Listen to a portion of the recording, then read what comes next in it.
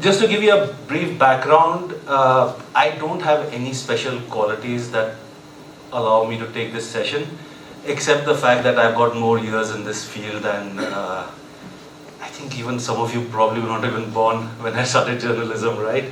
So since 1993. And luckily for me, at that time, there were very few journalists in Sikkim. There were no specialized beats, which you still don't have here. And there were some very big cases that were going on in the High Court of Sikkim. So in 95, 96, you had the Wangchuk case, which was a hydel project that was being planned in Sikkim, and the people had gone to the court with that case, and they had some big profile lawyers.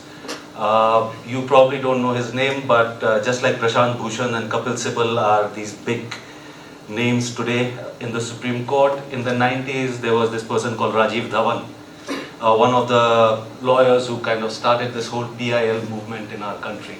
He took up that case and he would come to represent the petitioners in the Wangchuk case. I was lucky because I had just begun reporting in Sikkim, and I would go to the court hearings and report on them. I had no idea how courts worked.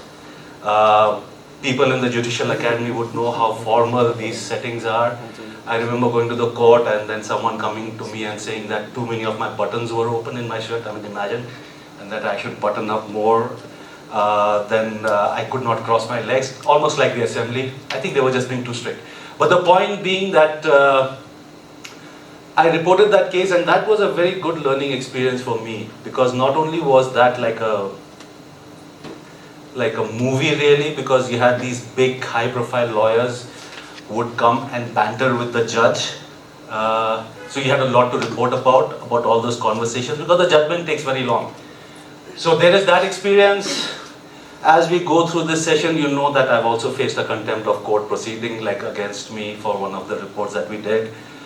Stuff from which you could probably learn some lessons on what not to do when it comes to the courts. So if you look at it, I think media and judiciary, right? So I thought by way of introduction, it's important for us to know what role do we play, like what do we mean when we say media and judiciary. Now it's primarily, the first requirement is that we report the court proceedings, the hearings that are going on in the court. As journalists, we attend it and then we report it. That is one part of our job, our interaction with the judiciary. It comes with its own set of problems, which we can discuss as you come up with some queries. The other more important aspect is that we report judgments. When the court passes a verdict, as journalists, we have to distill it down to a language that people can understand. And what is important is that we don't just explain the judgment, but we also explain what arguments the court used to reach that judgment. We explain the process, and it's all there in the court document, right? The judgment, when it comes out, everything is recorded there. So we report the verdict. We'll get to the point on why it is important to report judgments. We report the judgment. We also have to explain how that judgment was arrived at. And then if we are willing to put in the work, right, if you want to work as journalists and do some more than just read the judgment, we also have to, in some way, get public feedback. What do the people think of that particular judgment? Some cases are of public interest. Some are just private, right? If it's a murder case, someone gets convicted, that's it. But some are bigger, have bigger public interest that they serve. For instance, some big cases that you would have followed in the national media, Nirbhaya case, right? Everyone was following that. The amount of pressure that there was on the courts, how laws were changed and things like that. So we report the court proceedings, the arguments. A very important part is reporting the judgment, and not so much as just the judgment, because that gets tricky, right? Because you have to also explain how that judgment was arrived at. So what arguments the court used to arrive at that judgment, we have to explain it in simple language. And then if possible, we explain the people's response, right? What do the people think about that judgment? Now, the other point of interaction, and I'm just covering the basic themes, then we'll dive deeper into these if you want. The other important thing that you have to bear in mind as journalists, and this is where things get exciting for us, is many times our reporting gets picked up by the court as a public interest litigation. right? What we report, because you'll understand that the judges live a very secluded, separated life from the social system, right? So it is what the newspapers report, and if the judges of the court finds that something is very important or significant, they take it up as a public interest litigation. That is the other point of interaction that we have with the judiciary. That what we report often gets picked up by the courts as a public interest litigation. And that is, I think, see, a lot of people, we say that we got into journalism to serve the people, social service and things like that. I have my, this is not the forum for it, but if anyone is really serious about their journalism and they think that they can serve society, then you should judge them by how many of their reportage, how much of their reportage, yes?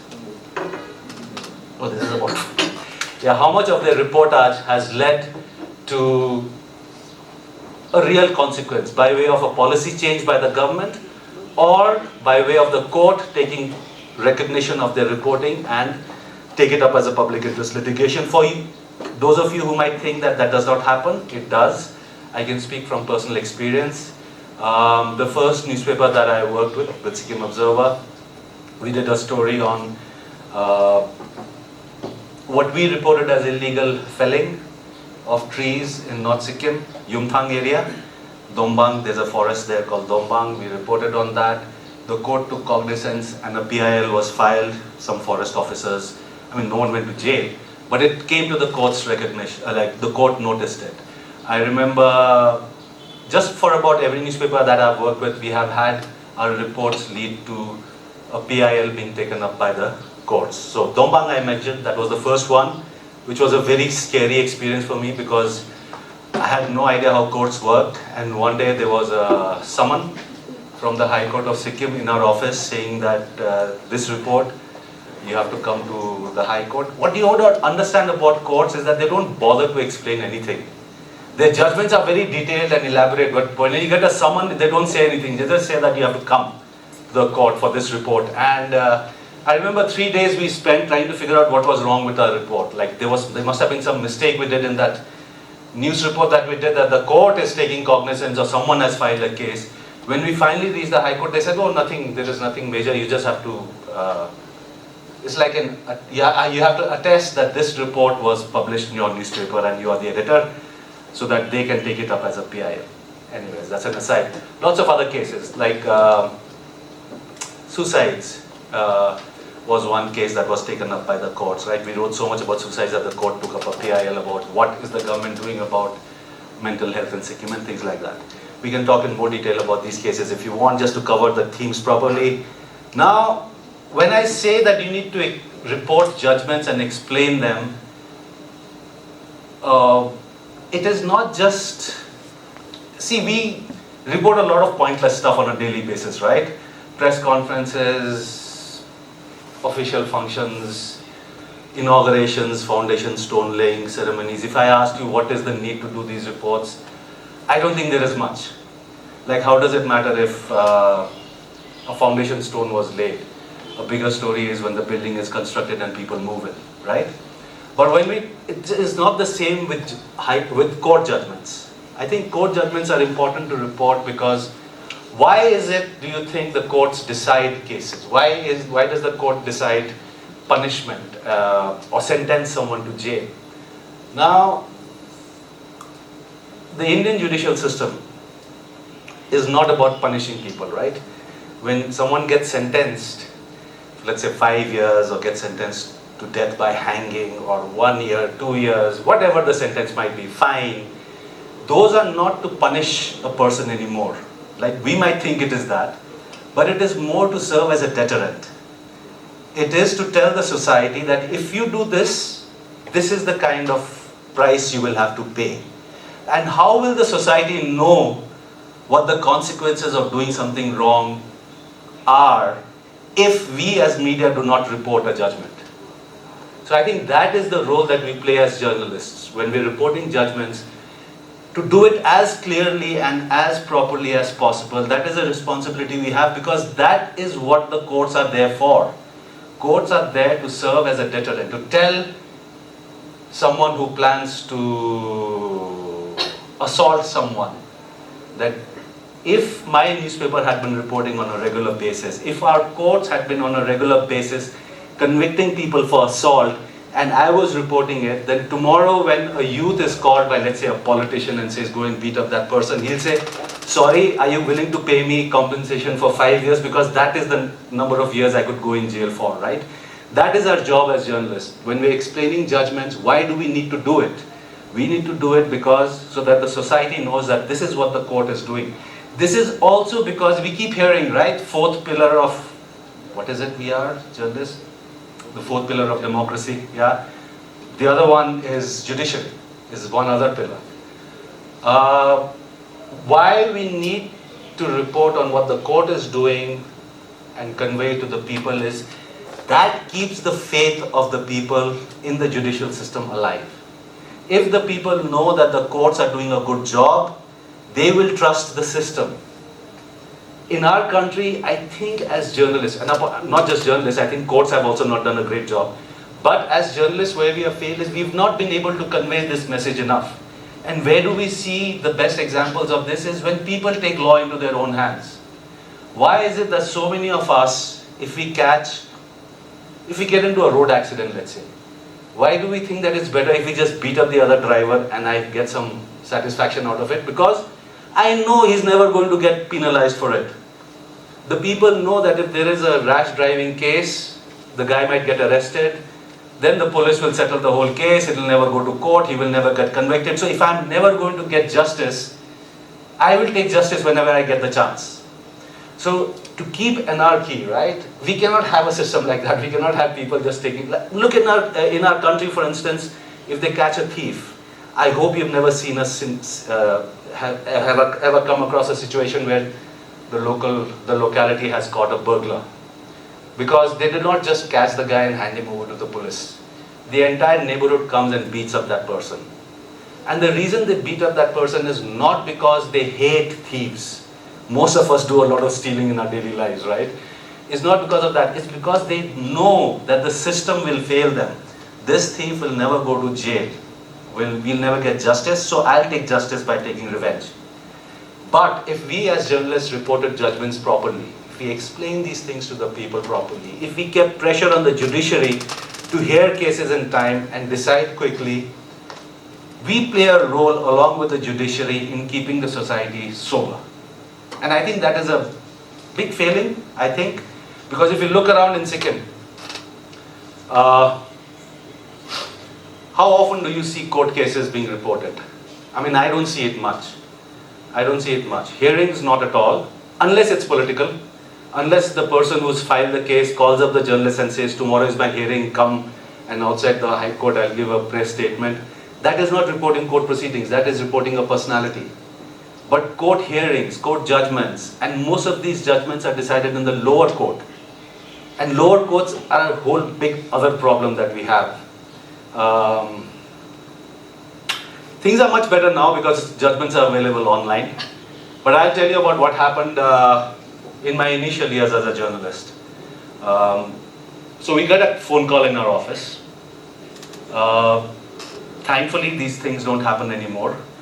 But in the early 90s, I think 91, 92, there was a gruesome episode in a police lockup in Sikkim where a mother and a daughter were arrested, and there was an allegation that the daughter was raped in the lockup, and the mother died of a heart attack, right? So there was a double crime committed in that particular lockup. If you're interested, it was in Soreng in the early 90s. And of course, I think it was mid-80s that incident that happened. Finally, the lower court, the OC, the officer in charge of the Thana, was convicted and sent to jail. We got a phone call from someone saying that this judgment has come. Why don't you report it? And we said, of course, we'll report it. But where do I get the judgment? Because the lawyer was not willing to share it. The public prosecutor, government officers, right? The public prosecutor was not very comfortable with sharing the verdict. And of course, the lawyer for the defendant is not going to volunteer that information. So I went to the court. It was the East Sessions Court here. And I asked around where can I get a copy of the judgment. They wanted to know whether I was a party, like whether the defendant, they couldn't understand why a journalist would, or a public person would want a judgment, even though that's a public document. Until it reached the stage where I went to the judge's chamber, the sessions judge, and I said, like, nobody is giving me this copy. In those days you could do it, I don't think you can do it anymore. But I just went to the judge, I said, no one is giving me this copy. It's a big judgment. It was pronounced in your court. Could you please tell someone to make a photocopy and give it? And I was a young reporter, but I knew that even that was a bit excessive. The judge said, I can't, because I have to send it to the High Court. But I said, but you pronounce it, it's a public document, you can, I mean, like, you won't argue like that today, but when you're young, you can, right? What do you care about these things? Until finally, he got so tired of me. I spent a whole afternoon there until he got so tired of me and he took out the judgment. He said, I cannot give you a copy, but if you want to sit in my office and read it and take notes, you can. So I sat in his office for an hour and a half and took notes of his judgment and reported. And later, when I once got a chance to meet a High Court judge, I said, how is this possible that a sessions judge cannot give me a copy of his own judgment? He said, that should not happen, but the courts are not used to journalists reporting on their cases, so they don't know how to respond to these requests. Over time, they might get used to it, and it was basically that. So what I'm trying to get at is that once you report, and we thought it was important to report that case because it was important for the people to know that justice had been served, that someone had been found guilty, that a crime had been committed, a crime that should never have been committed was committed, it never became a political issue, but a crime was still committed, and someone paid the price for it. That is, I think, the role that we play when we report judgment. Why it is important for us to figure out how to report the judiciary. So with that basic kind of premise in mind, I think we can go over the basic themes that are covered here. And like I said, I mean, if you just tell me to talk, I can keep talking forever, right? There are enough stories to cover the whole time. But it'll be good, don't hesitate at all to interrupt and ask a question, right? And one of the first things that I learned as a journalist was that if you feel awkward about the quality of your question, that what will the others think, they're just 5-6 people, doesn't matter what they think, right? But if you feel the worse for it, because when you go back home and you say that, I wish I'd asked that thing, that one thing that is bothering me, and then that opportunity is gone, right? And it'll help all of us. It'll help all of us. It'll help me understand how deep you want to go into these themes. I can't go very deep because, like, I'm not a lawyer. But then we come into the theme of the first theme that is mentioned here, media training and its importance. Now, why? This is not media training really, right? We're just comparing notes. I'll keep talking until someone just starts asking me questions and we can discuss those in more detail. But media training, why is it important? Is I wish I had received some form of media training when I began journalism.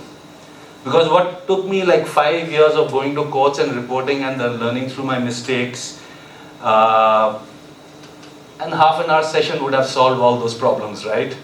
We would know what is to be reported, what is not to be reported, how things are to be reported. Those are very basic things that we can learn in 15 minutes. YouTube nowadays, right? You don't have to come for this session. If we just send you YouTube links, all of you would be better trained than I am. But that is where media training will come in handy, is you will not have to waste time making mistakes. And then when you cover these events, you'll know exactly what to look out for. Now, the challenge of, the other is negotiating legalese. I mean, you have, even if you have not read court judgments, I'm sure all of you have read affidavits that are printed in newspapers, right? And you read that and you wonder, who writes like this? That is a language that none of us use, right?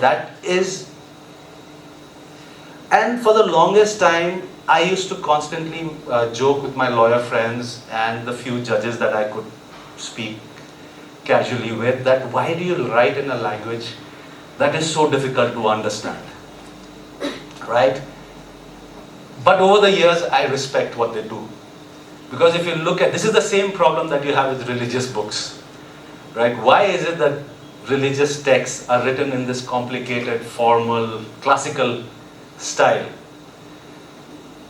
if you look at it this way, it makes sense. The judgment is not for today, right? Because when we say, why don't you write in a language that all of us understand, and it is the commonly used language, what we are saying is, why don't you write like we speak? What we forget is that the way we speak right now is just about 5 to 10 years old. So what I write, if I write like the way I speak today, it's good for a newspaper report, which tomorrow is nobody's going to read. For immediate consumption, it makes sense. But judgments, court judgments are there for posterity. Someone 50 years later, someone 100 years later should be able to read it and there should be no confusion. And the only way you can guarantee that is if you write in the classical style, or if you write in a very formal language, because the style of writing formal language will not change over these years. The way you and I speak, the colloquial style that we speak in, that will change, but not how these formal languages are written. So if you read a judgment from 100 years back, written by the British, the language reads almost like the court judgments that you read today. And the wonderful thing about that is that there can be no confusion. Why do the court judgments or court records or affidavits for that matter keep repeating every point? Like when they say, let's say they're just putting a judgment on my case, whatever. Pema Wangchuk Dorji, consulting editor, Summit Net. Now every time they mention my name, they'll write this entire detail that this is the Pema Wangchuk we are talking about, the consulting editor and whatever. And then they'll put in brackets, okay, public witness number 2 from here on, to make it shorter. But the reason that they do it is there is no confusion, not no confusion today, no confusion in the future when people read this, so that people understand this absolutely, the arguments, when they read it later. And that is where our role comes in, because our reader cannot be told that judgment in the court language. It is our job to now read that judgment and put it in a language that people understand without opening the dictionary. And for English it's very easy, because most of the court proceedings and the judgments are in English. So all we need to do is make it, it's like Prezi writing, right? We just kind of simplify it and put the reasons there. What I really miss in Sikkim, and what I've not seen enough of in the 30 years or so that I've been working here, is I don't see enough court reporting in Nepali, right? Because that is what is required. The vernacular audience needs to read the court, what the courts are deciding, in a language that they'll understand. I don't know this for sure, but I've worked with Nepali newspapers, I've had friends who have worked in that sector.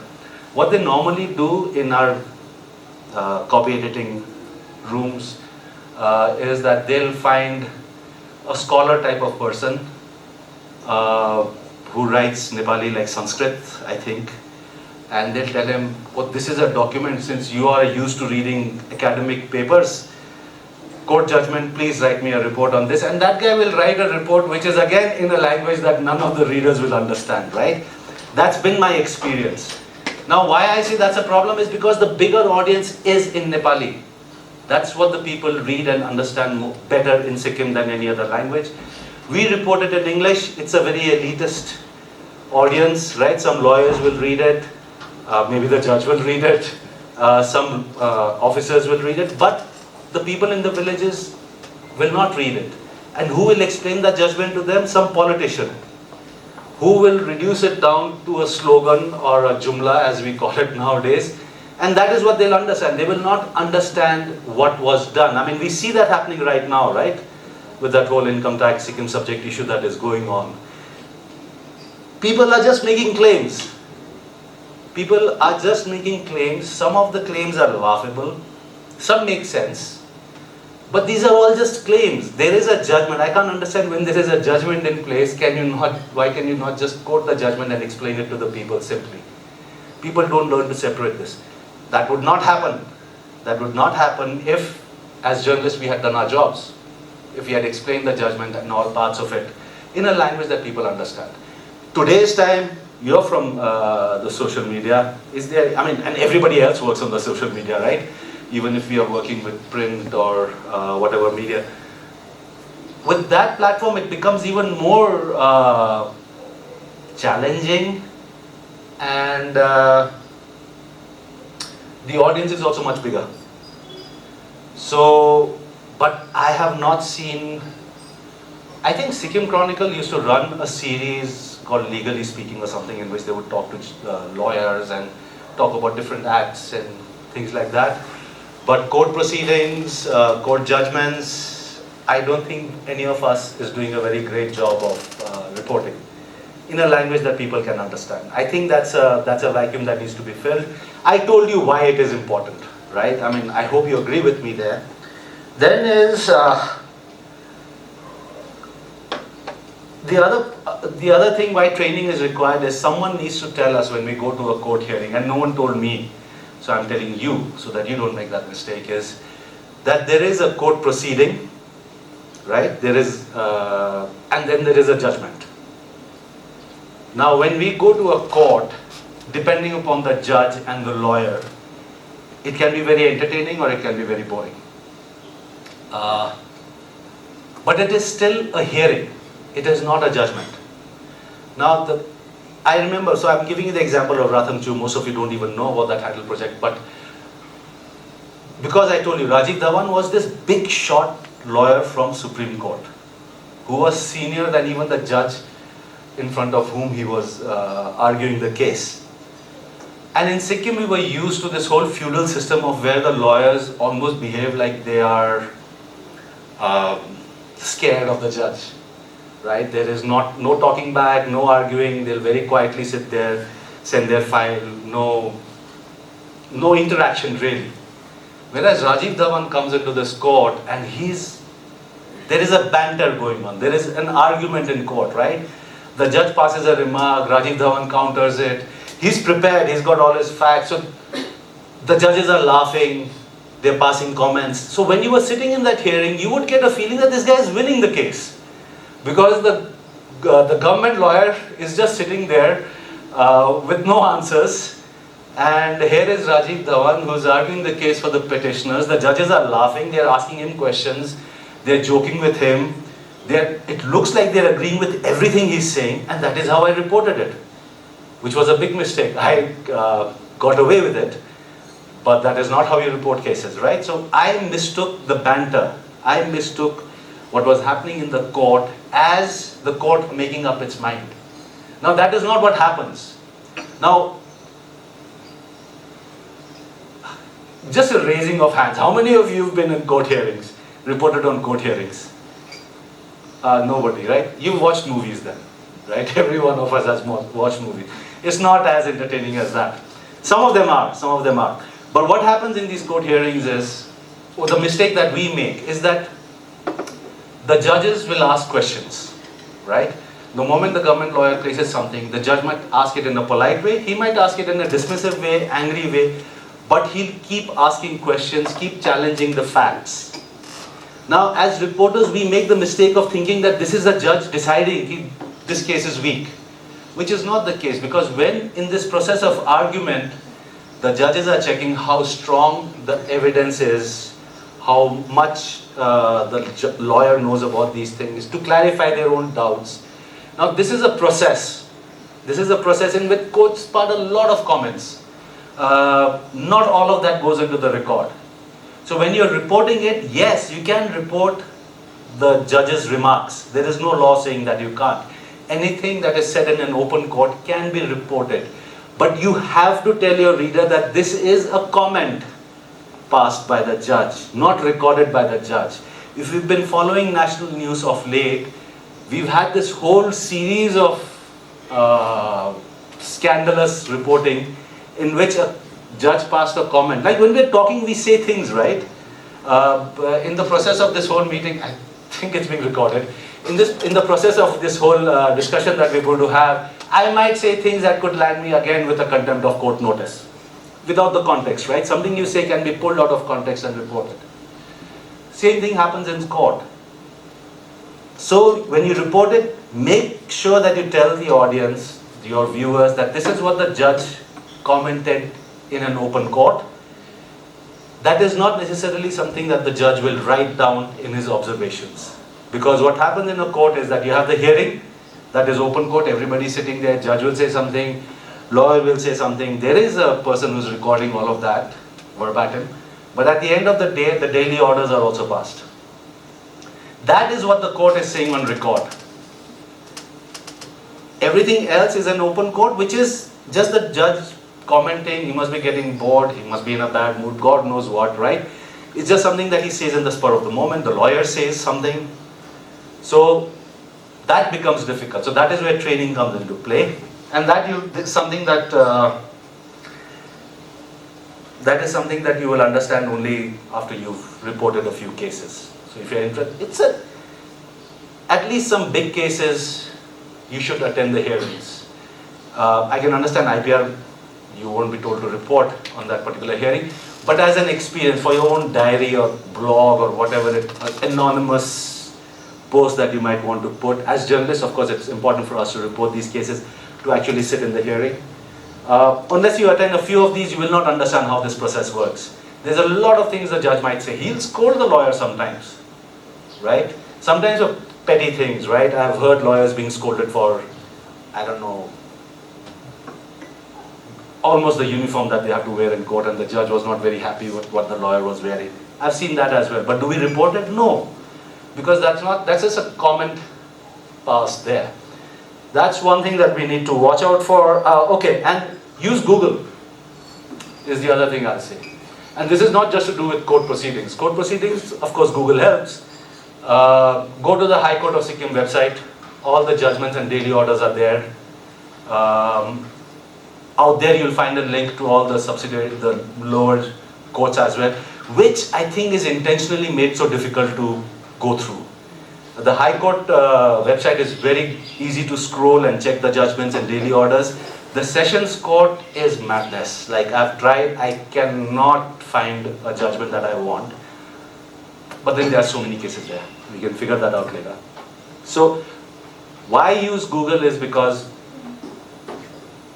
we are all lazy by nature. So we'll not open a book and check what IPC 302 is. The police says we have booked this person under section 302 and 305 and CRPC, whatever, and we'll report it like that, thinking that how does it matter? But it does matter. You have to tell your reader doesn't know what IPC stands for. Your reader doesn't know what that number stands for, what the punishment is, what the crime is.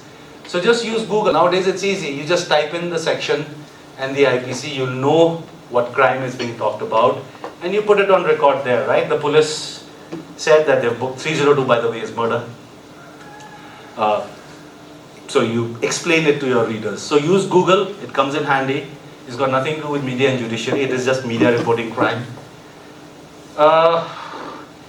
The other thing, but that's not your headache, but it's something that you should bear in mind. You should know the difference between a public interest litigation and a publicity interest litigation. Now, it is not for you to decide what is public interest and what is publicity interest. That is for the courts to decide. But you should know the difference between filing a case and a case being admitted. They are two different things. I might file a case, hold a press conference, let's say.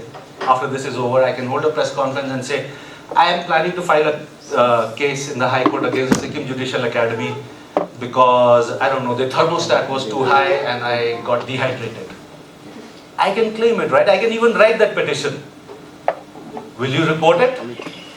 You'll say, oh, it was a press conference, he said it, we reported it. But you got to understand that my filing a petition does not mean that that case will be taken up by the court. I can file any petition I want, right? I can make any allegations and go to court and saying, here is my petition.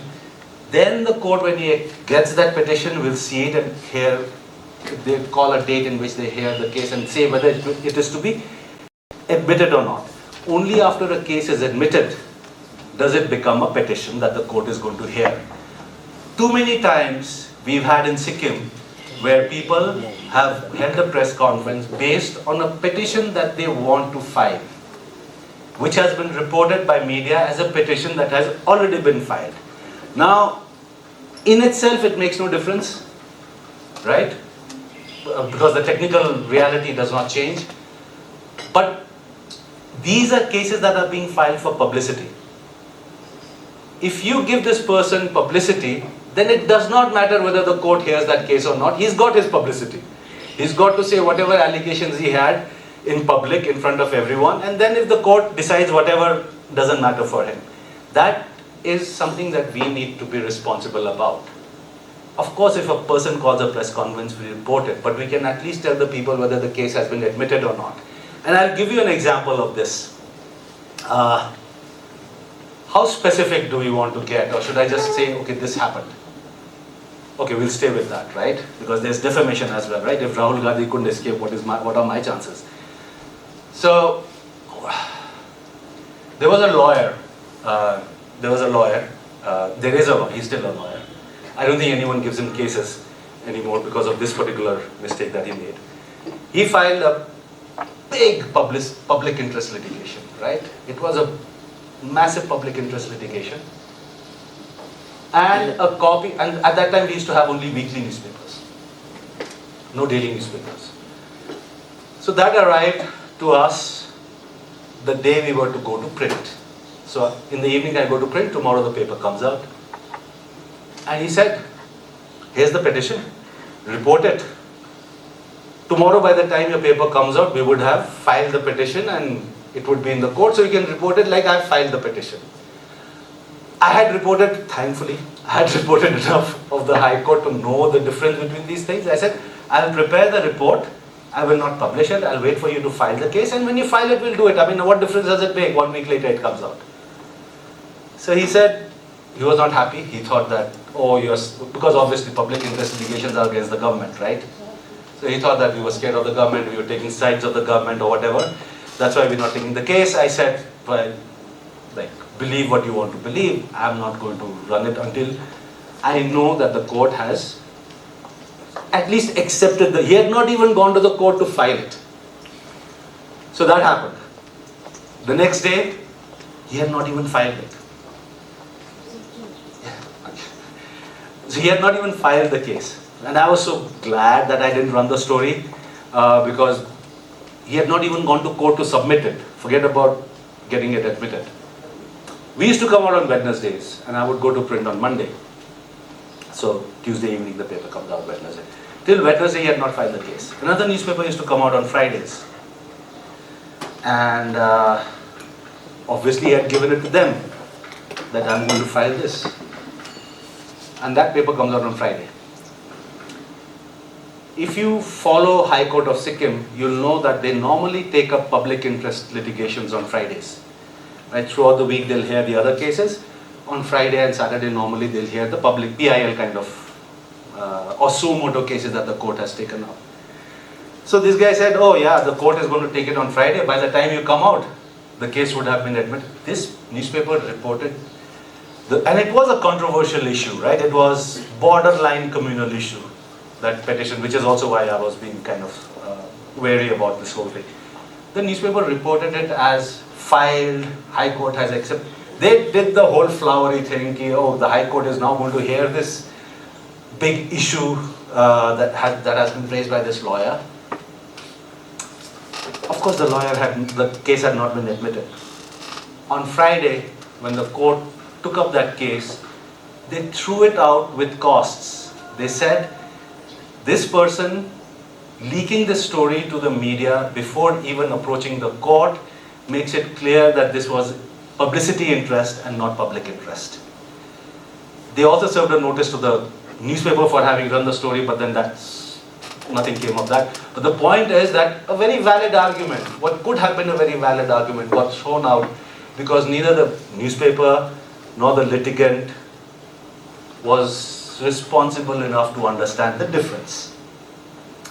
So this is, I think, year 2000.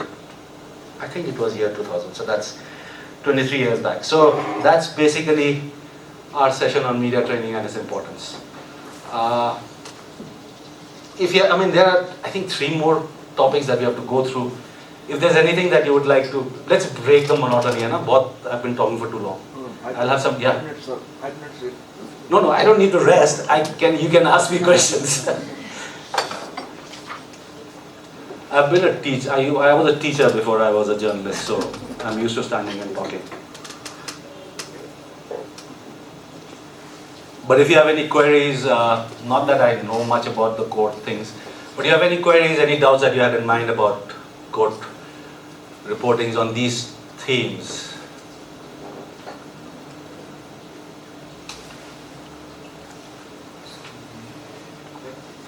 As you mentioned before, right? Yeah. As you mentioned before, there are very few numbers of reports on both airplanes and planes. Let's talk about our stages. So, what may be the cause for that happening right now?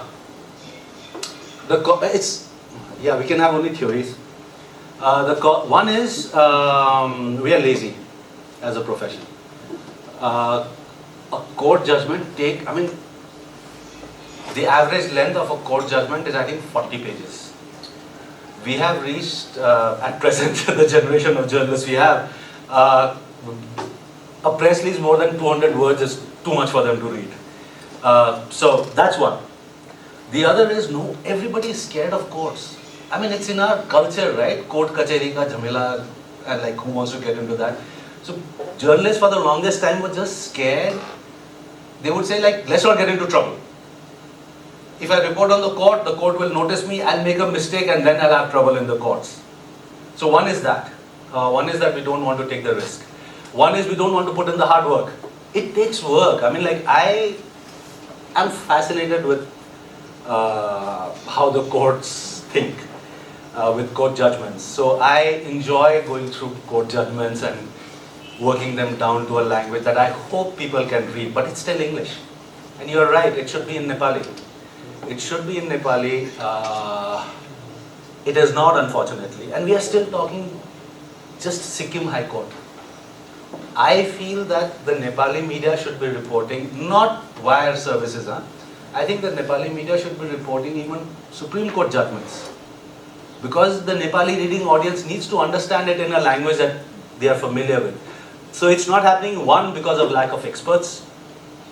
We don't have enough people that we can trust. Till today, I cannot trust a reporter who files a report on a court judgment. When they file, I spend extra time going through it to make sure that it is done properly. Not because I'm scared of the courts, because I feel that if 10 people are going to read it, this is important to record, they should get the right picture. So one is lack of experts. We don't have people who understand the law. One is, of course, because who's going to take the trouble? It takes work. It takes a lot of work. A court judgment could take the whole day to just write a report. Language. I think for the vernacular press, it's just language. The court language is so technical that to find the Nepali equivalent for it is also a challenge, right? In English, we struggle sometimes to kind of make sense of it. So one is that also. And the common thread for all the reasons why journalism is not the greatest in Sikkim is, where's the pressure? My reader is not asking me to explain anything. My viewer is not saying, why are you just, reporting press conferences or not explaining court cases. So I think that is also there. Yeah, but that's identifying the problem. It doesn't solve it. Maybe if there were more lawyers who went out of job, who didn't get cases and they took to journalism, we could have some legal correspondence, but they'll probably write in the same language. So that's a challenge as well. So that's unfortunate. I don't even know whether people miss it, really. But I guess if we gave them frequent weekly reportage on the courts, they will get used to, they will understand why it is important, and then others will also follow suit. It's possible. So I wanted to ask something. Mostly we hear of, people come and talk to us about their cases and all that. Yes. And then it is sub judice. So we cannot report, it is said, no? But then you were saying just now that we can report the proceedings in the court also. Yes. So that doesn't make it. Yeah, what is the difference? That is something I guess the lawyer will explain at best. But what I understand with sub judice is quite simple. Sub judice, I think, is just an excuse that government officers and politicians use. Right? Whenever you ask them something, they say, oh, it's sub judice, I can't comment on it. Yeah. But basically what sub judice means is that I cannot comment. Personal comment? No, that is contempt and all those. Yeah. Sub judice is I cannot comment on the quality of evidence Okay. while the case is going on. Okay. But that does not mean that I cannot report the evidence. Mm. Right? So I cannot say, oh, the court is hearing this case and his argument was very good, I'm sure he's going to win. And she's going to go to jail. Or what's it? Right? So that is sub judice. I cannot compromise the process of hearing. That is all that there is. I think the government officers and politicians just use it as an excuse. Okay. For Fine. us, it doesn't make a difference. Fine. Like I can always say, like, what do I know is sub judice? Okay. I'm a journalist, I have to report. I got this information, I reported. It's not my responsibility. It's the responsibility of the litigants. So, sub judice is basically to comment on the quality of a case while it is still going on. That's all. But reporting on it, there is nothing stopping anyone. Okay, thank you. So is there any consequence to the reporting the case if you mess up a little in the content report? Yes, consequences. Okay, I'll tell you what happened with us. So, I think that's another reason why people don't report on courts like you asked. Consequences, the courts are normally lenient with journalists, right? They're normally, because you got to understand that the court wants to make a point. It does not want to tell anyone that I'm the boss. Because it is the boss, right? Like everybody is scared of the court, they don't need to establish it. But from time to time, the court needs to put people in their place to tell them, okay, that was wrong. And so long as you admit, okay, sorry, I made a mistake, that's normally okay. So, but consequences is, it sometimes comes from quarters that you don't know that you even made a mistake. That's the scary part. What happened with us is, I think it was this Manipal case that was going on. So Sikkim Manipal is the medical college, right? They had 50 seats. They were promised 100 seats. The MCI did not give them 100 seats. They had already taken students and forget about what the case was. And they went to the High Court with a case. Now, like I said, the High Court of Sikkim does not have too many cases, right? So Fridays they'll take PILs and Saturdays, or was it Fridays at that time? Anyways, Friday, Saturday they would normally keep free for administrative work. They would not keep any hearings.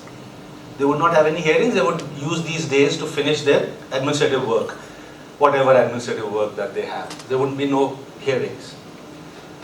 So on Thursday the hearing is going on, right? This case is going on. We're talking the future of 50 students wanting to become doctors.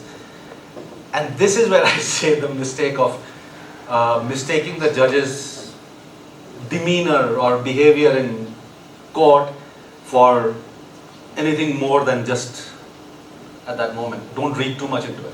So the judge is hearing it, justice. The hearing is not over. The justice says, okay, the hearing is not over. Tomorrow, let's say Friday. Okay, I forget which day it was, but I know it's a weekend. Saturday, let's keep it safe, Saturday. So he looks at his calendar, he says, oh, tomorrow is Saturday. And he thinks, pauses, he says, okay, forget, theek hai, like we'll make a concession. Put this hearing, we'll take this up for hearing on Saturday. That's all that happened. I was not reporting this case, it was one of our senior correspondents, right? He noticed that, right? He noticed the judge pausing and saying, oh, it's Saturday, but we will still take a hearing on Saturday. So he asked someone in the High Court, like, what is the big deal with Saturday? And that person said, the court normally does not take hearings on Saturday, but this clearly is an important case, so they are taking a hearing on Saturday. We reported it like that. We reported it like that, ki this case, the court is taking it very seriously. Because even though on Saturdays they don't take hearings, they are still taking this case up for a hearing on a Saturday. That is all. I don't see how it was contemptuous, right? That was a problematic justice we had, right? He had many other issues as well. The next day when the hearing comes up, before he hears the two parties, he says, who's here from Sikkim now? And my correspondent stood up. He says, what are you writing in your paper? Like, the court does not take hearings. Because at that time, if you remember, okay, you don't know which time it was, but at that time, all over India, there was this big debate going on about the backlog of cases in the courts. That the courts have such a backlog of cases and things like that. And the fact that we mentioned that normally they don't take cases on Saturdays, but they are still taking this case, he took it as if we don't do any work, and that is why there is a I don't know how he arrived at that. He said, serve them a contempt notice. And Saturday evening, my correspondent stays back and he waits for the contempt notice, and he calls me up and he says, contempt notice. Never a contempt notice until then. I had no idea what it even means. I said, fine, bring it, then we'll decide what to do. He brought that letter, it just said contempt for this report. Doesn't say what was the contemptuous part, it just says contempt notice for this report. Monday hearing. Immediately. So thank God we didn't report it as saying this is such a big contempt that they're taking a hearing immediately, because that would be another case. Over the weekend we couldn't find any lawyer who would represent us. We couldn't pay a lot either. They had put everybody in it, right? I was there as the editor, the reporter who filed the report was there, the publisher who was my father at that time, his name was there, my executive editor who at that time had 2 small children at home, single mother, she was there, and no lawyer. We didn't have any lawyer to even draft a response. So at one time I thought, okay, Arundhati Roy had just gone to jail for one day. If you remember, contempt of court case. So I said, let's go to jail. Like, it'll be big news, right? Like, I didn't mind going to jail. It's like a resort, right? Sikkim jail is very nice. I knew I won't be treated badly. But then I realized my father will have to come, who was in Bombay at that time. My executive editor, who has 2 small children at home and she's a single mother, she would probably also have to join me in jail. And that was not a risk I could take. So I said, I'll apologize. Even to write the apology letter, we couldn't get a lawyer. Until a friend came and he said, don't tell anyone I did this for you, but I'll draft the legal language for you to apologize. And I went to court myself, and I, as they say, argued for myself in court. And we grew up watching Hindi movies, right? So we call them Milord, which is not something, or Your Honor, right? Which is also something I think they don't no longer use. I forget what is that term, because I remember the judge saying that we don't use that term. Lordship, I think they call nowadays, right? And you're nervous. This is the first time in High Court, like there are judges and there are 2 justices who would probably send you to jail. I just couldn't say lordship. It just didn't come out. So I just said, sir, and I said, here is our apology. I think over the weekend the court also realized that thoda jada ho gaya. Like this, how will they defend? If I had actually argued, I think the court would have dropped the charges. But I already apologized. So the court said, fine, apology accepted, go home. So that's what could happen. And that's better than getting attacked on the streets. So we run that risk anyways, right? And the courts, I think, are much better at treating journalists than politicians or government officers. Oh, telling that to government officers. But anyways, yes. Sorry? The consequence is always not. When it comes to the court, yeah. It mostly is. Because contempt of court, except this Rahul Gandhi who's been sent for 2 years. No, that was not contempt, that was defamation. But contempt of court, normally the court is not there to send you to jail. The court just wants you to admit that you made a mistake. So long as you say sorry, the court will say fine. At the most, they'll say, okay, publish the apology in your paper as well. Which you can or not do, whatever, or pay a fine. Even Arundhati Roy went for jail for 1 day. She refused to apologize. She refused to pay a fine. In the end, it was 1 day in jail. So, yeah, so the court is not there to take revenge from us normally. And normally when we're dealing with courts, your editor will also be extra careful and we will not end up making so many big mistakes. So that's the service we deliver by reporting on the courts are, I think, much bigger, more important than the consequences. I think apart from us, no one else got. I think Praja Shakti also got a contempt notice a couple of times. And आपको भी मिला है? Yes, and Both bar. you just go there, say sorry, and the court says, okay, fine. There's no repeat offender problem, right? I don't think Anjan never went to jail, Both. right? So you go say sorry. So what attracts contempt notice? I mean, our case was weird because we could not understand. Like, so I said, fine, I'll apologize, but tell me what to say sorry for, right? I cannot say sorry for the entire newspaper, like the 12 pages. It has to be this report. What part of this report is problematic? The court didn't even want to tell me that. They said, just say sorry and we are done. I said, fine, we'll get done with just that.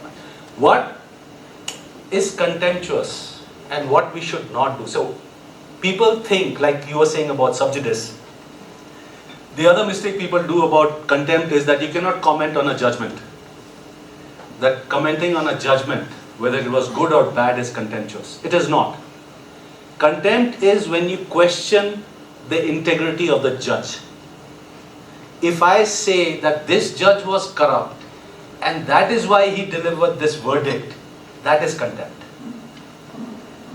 But if you say that this verdict is problematic, I do not agree with this verdict has problems in argument, in arriving at this conclusion, that is not contempt. Even the courts accept that. That you can comment on a judgment, that is not contempt. But then that takes courage and that takes intelligence. You have to be more intelligent than the judge to be able to say that the judge doesn't know, I know better. So the quality of your arguments is very important there.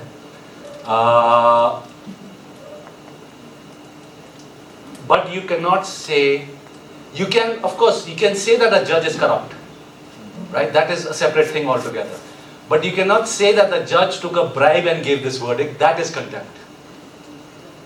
So contempt surrounds only the court's judgments and court's proceedings. It does not cover the individual person, right? Although, like our contempt, in Calcutta you had a case where a person overtook the justice's vehicle on the highway and he was served with a contempt notice. Anything can happen, right? But as far as the law goes, this is what it works. You can criticize a judgment, but you need to have good arguments, obviously. You cannot question the reason why the judge gave that judgment, personal reasons, right? And yeah, it's like beyond that, it's all fair game. If a judge is corrupt and you've got evidence, of course you can report it. In Sikkim, we had a corruption case. Two. One was corruption, one was dereliction. In the lower court, a judge, there was dereliction of duty. He was passing judgments but never writing his orders. And a former justice of the High Court had corruption cases against them. I remember when that file was given to us by the court. Okay, there's a story, you want a story report on this? I remember asking them, I said, going after a justice, right? I have to be sure that no one is going to come after me. So, we reported that case. That person also, I think, lost his post or whatever. But individual incidents of corruption, of course, you can report. There's no problem. You have to be extra careful because they do have more power, right? And it's also the institution, right? What we have to keep in mind is that it's the institution. Individual is one part. It is also the institution. If we make the people lose faith in the courts, and you'll keep hearing this, right now in our country, the only hope people have is from the courts. And if we take that hope away from them, then we are lost. So if you're willing to take that bigger risk and present yourself as an alternative, all the best. But if you can't, then we have to be more careful, I think, about that particular issue. There was something else about, anyways, hopefully I can't remember what else, about the dealings between the court and the media. But yes, media training, if it was in some way done in a more organized way, I think will help all of us. Some people who've been reporting Supreme Court and things like that, if they come and talk to us about how they reported those cases, will be interesting. Don't watch television to learn, because that's useless right now. Uh, a lot of print reporting is still very good. In fact, the website called The Print, then there's The Wire. These two have very good reportage on Supreme Court hearings and explaining how these things happen, if any of you is interested. On Sikkim, oh yeah, I wanted to talk about this recent judgment, was it? Yeah, that we recently had. There are a lot of people holding press conferences saying that the Supreme Court judgment is flawed, right? I'm not saying that Pasang Sherpa is very brave in saying that. It's allowed. You can say that the judgment, people have said that the Ayodhya judgment was flawed. The closest they've come to saying is that it was flawed judgment, and look what happened to the justice after he retired, he landed a plum posting. Still no one, even in the national media, is saying directly that it was a judgment for benefits.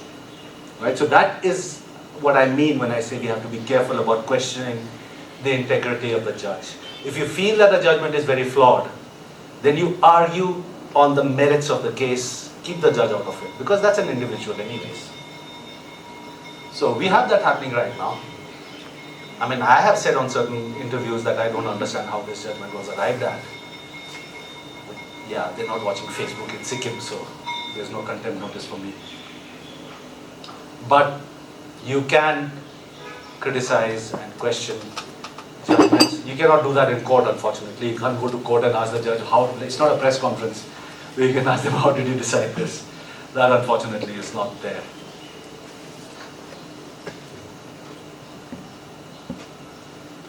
Okay. What time is it?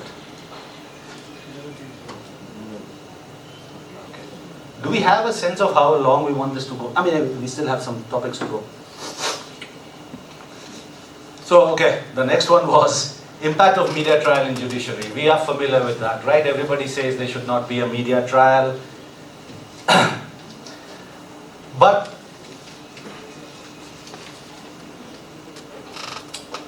what we normally hear about, like Sushant Singh Rajput case, right? That was a trial in the media. In the court, there's not even a case. So that's very simple. And we have that in Sikkim as well. And I don't think it is because we are doing it for TRPs or anything. I think, which doesn't make it right, but I think many times it's because we end up taking sides. And this is an example that I give often. That as media persons, the first thing we should do is, see, the moment we take sides, we are polluting the story that we want to report. The story is good, right? Whatever information, right? IPRA doesn't apply, right? Your sides are very clearly defined. But I'm saying as generally, as journalists, the moment we take a side, what the problem that happens is that we are polluting a good story. And there are many examples I could give, but okay, let's give one example of, this is what I gave, I think, a few years back. If you remember, there was this murder. A girl was murdered in Pakyong. 3 years back, maybe. Before COVID, I think. There was a murder in Pakyong, right? A girl was murdered. And it's bad enough, right? There's a murder. A young girl is dead. I don't need to scream and report it. I don't need to say what a terrible thing happened, because even if I say a murder happened, the reader finds it terrible, right? A young girl is dead. But then I end up believing that if I do not do this theatric, if I don't act, if I don't play it up, people will not be scandalized, and that is not good. My job as a journalist is to scandalize people and get everybody involved in the story, so I will report it as murder, and then they brought in rape, like the girl was raped and murdered. Which is I think either of these two crimes is bad enough. I don't need to add color to it.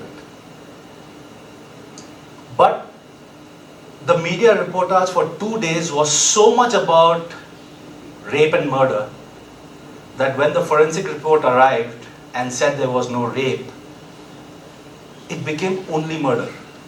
And I said, what do you mean only murder? Right? It is not like as if that is, the life is still gone.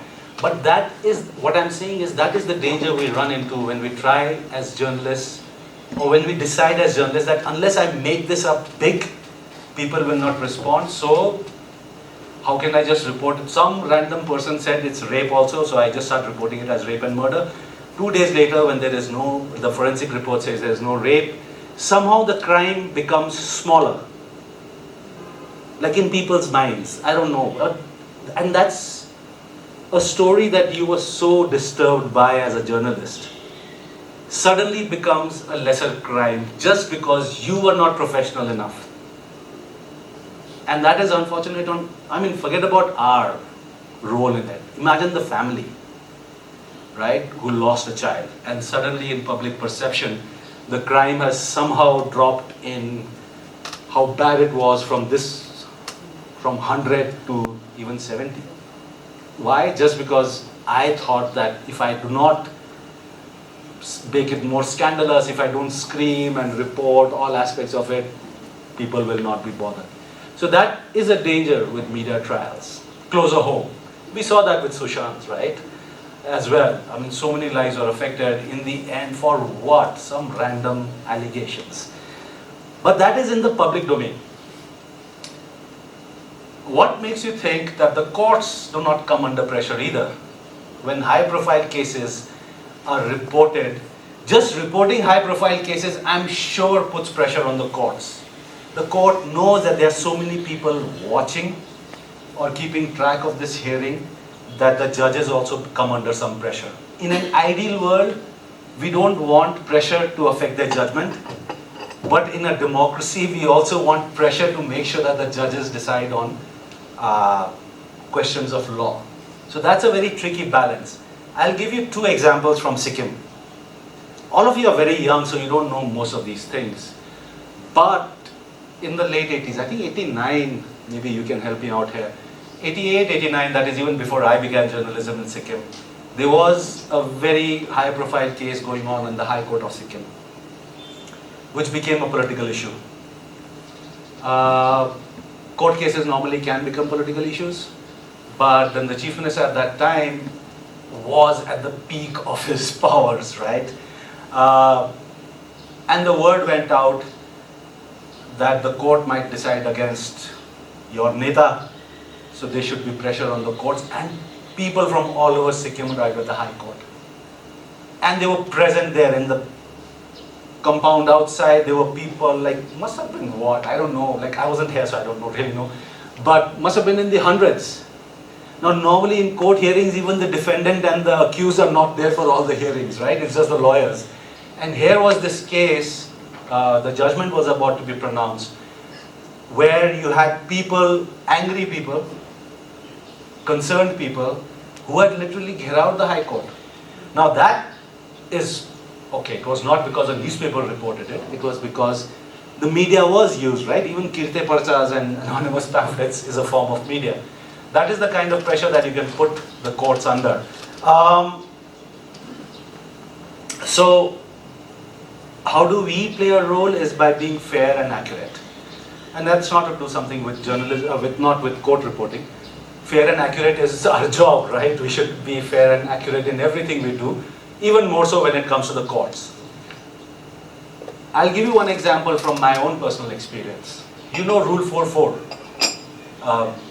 Everybody is aware of Rule 4.4 of the Sikkim government employment rules. Only the senior guys, the young people don't care. Anyways, Rule 4.4 is a rule of the Sikkim government from the old law.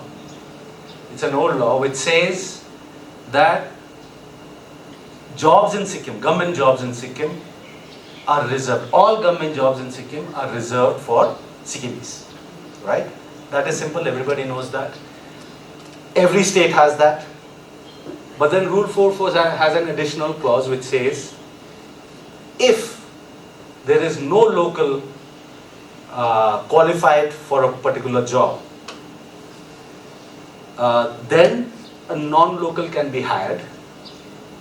Okay? This is not to do with the judiciary, but I just think since most of you didn't know about this law, I should explain it. And then it says, if there is no local equipped or qualified for this job, a non-local can be hired. But the moment a local gets qualified, the non-local will have to be removed, and in his place you have to hire the local person. Now this is what makes Rule 4.4 unique to Sikkim. In other states also you have local protection, but they say that if no local is qualified, you can take a non-local and that person gets a permanent job. In Sikkim's case, a non-local can never get a permanent job. That person will be on the job till the time a local is not, and it is not, there is no merit, it is only qualification. Till the time that a local is qualified, he can stay on the job, and the moment the local qualified person is there, non-local Tata, this person has to be hired. Now this was challenged by teachers, non-local teachers, who applied for government jobs in Sikkim. And if you remember the 80s and 70s even more so, in the 80s Sikkim had a shortage of science and teachers for science and mathematics. And a lot of non-local teachers were hired. And all of them were hired on basis of Rule 4.4, not given permanent jobs. Now one problem with that was people took this job and kept applying outside. So the good teachers would get a job outside and leave Sikkim in the middle of the academic session. In the other cases, none of them liked it, because even on the last day, imagine, it didn't happen like this, but it could, right? You work for 30 years. You are the only one in Sikkim with PhD in, I don't know, advanced mathematics or something. And 1 month before you're supposed to retire, a Sikkimese student also gets a PhD in the same subject and says, please leave, I have to get this job, you don't get any retirement benefits. Technically it was possible. And all of this was based on Rule 4.4. This was challenged by teachers from outside who got a job in Sikkim. It went up to the Supreme Court and it was upheld. The government won. The Supreme Court said, yes, Rule 4.4, unique status, Sikkim, old laws, all of that we've heard, right? Article 371F. It has to be protected, it was protected. But then the case came up again in the High Court. Someone again challenged it in the High Court. And in the High Court, the judge said, okay, Rule 4.4, we have all heard so much about it. Tells to the public prosecutor, show me the notification in which Rule 4.4 is issued. Because if Rule 4.4 is a rule, there has to be a printed gazette notification or official document that says that this is a rule, right? So ask the public prosecutor, please show me that original. The public prosecutor didn't have an answer, he didn't have the original. It was just something that Sikkim believes in, but no one had seen the original Rule 4.4 order. And the public prosecutor said, sorry, I don't have a copy of the original. It was again on a weekend, kind of on a weekend. The court said, how is that possible? How can Sikkim continue with a rule for 40 years and not know where the rule is written? It was just an observation, it was not an order. The next day, and we were reporting, like I said, court cases on a regular basis. So the next day in our newspaper, we wrote an editorial which said, for all its obsessions, it was a comment on Sikkim and its officers really. We said that you're so obsessed with Rule 4.4. Everybody comes up and talks about Rule 4.4. Everybody comes up and talks about old laws. How is it, and we found it on Google, okay? We went to Google, we found the Supreme Court verdict which said that yes, there is no original notification. There is no Rule 4.4. If you have seen Darbar notification, government notifications, they come out. Rule 4.4, there is no notification. They can't, it's lost probably. It's not like the law doesn't exist, but they can't find the original document. And the Supreme Court said, it doesn't matter. I don't need to see the original document if it is a rule in practice. If something is a rule in practice, the court is fine with it. We'll accept it as a valid rule and law. My point was that if I, as a editor who has a newspaper to take out every day and 10 reporters to work with, can just Google and find this information in 10 minutes, what is the public prosecutor and the entire law department doing that they do not have a ready answer for the court? How can a lawyer in court say, I'm sorry, I don't have the original. I'll ask my seniors and bring it to you, because this shows that you're not serious about that whole issue, right? That was my comment, not on the court, but on the legal let's say the Advocate General's office and the law department. The editorial comes out. People read it, and they read it wrong. They somehow read it as if I'm saying that the High Court is about to scrap Rule 4.4. That is what I'm saying. If you don't read, if you have a leader who's going to give you the information from what he has read, they will misreport. They read it as if we were reporting that Rule 4.4 is about to be scrapped because no one can find the original. Whereas my entire argument in that editorial was that there is no danger to Rule 4.4. If the moment this case was filed, you had just given that Supreme Court judgment and placed it, if you had bothered to read it, you would know what to tell the High. It was basically on the quality of our officers. They took out a rally. They announced that we are going to, the next hearing, on the day of the next hearing, they called a rally. Like the rallies that we see nowadays, right? It's the flavor of the times. They called a rally. I was embarrassed because how is it that people don't respond to bigger things that we write about and then they respond to something that we wrote in the completely wrong way? But the rally was called. It became an issue. And I think the people who called the rally suddenly realized that they have probably overstepped. So they made it a silent rally. That there will be, no one will raise slogans, but the rally would come out from, I think Tadung or Tadung, I think. From Tadung, go up to Hospital Dada, that is right below the High Court, and go back. Thankfully, they said no slogans will be raised, but it became an emotional issue. Rule 4.4 is an old law. It is for jobs for my Sikkimese children who can find no job anywhere else in the world. So all the jobs in Sikkim have. God knows what their argument was, right? It became a very emotional issue. If any of you was around at that time, you probably remember it. There was something like 5,000 people on the road. Like the highway was blocked from Devrani to Hospital Dada with people. Silent rally, thankfully. I was caught in a traffic jam there. Like I was going down to office and I was stuck in that jam. And I could hear people. Luckily, no one recognizes me, so they were talking. A lot of people in that crowd didn't even know what Rule 4.4 was. And why should you, right? But they were there in this rally because some old law was about to go. My point is that is putting pressure on the court. I mean, just imagine the High Court knows that the day they're hearing this case, there are 5,000 people at Hospital Dada who think that the High Court is going to scrap something that is so important to them. What is stopping them from just attacking the High Court? If someone just says something. November 9th, I think, it became famous as committee or something, 19th November, whatever. So that is what I mean. So when we are reporting, we don't know what consequences it will have. And that can put pressure on the courts. We can only pray and do our best job. Like I said, don't cast aspersions and you'll be fine. Sub judice is also when we start running a parallel media trial. The court is hearing a case, but then I will also run the same case in my studio to decide what the verdict should be. That is also sub judice. When we try to compromise the court's proceedings, we don't have to bother. We're never going to reach there. I don't think any of us is going to do that in Sikkim yet. We have seen this. Okay, I give you an extreme example. If you look at the back issues, you'll find this episode that I'm talking about as well. I was embarrassed. I was embarrassed not only because of what happened. Everything that we were trying to say was wrong, that the people were ill-informed or they didn't bother to inform themselves better, was exactly why the rally came out, right? So it is embarrassing. And then to have, at the end of that rally, they say thank you to our newspaper for having brought this to light and told everyone about this big issue that was happening.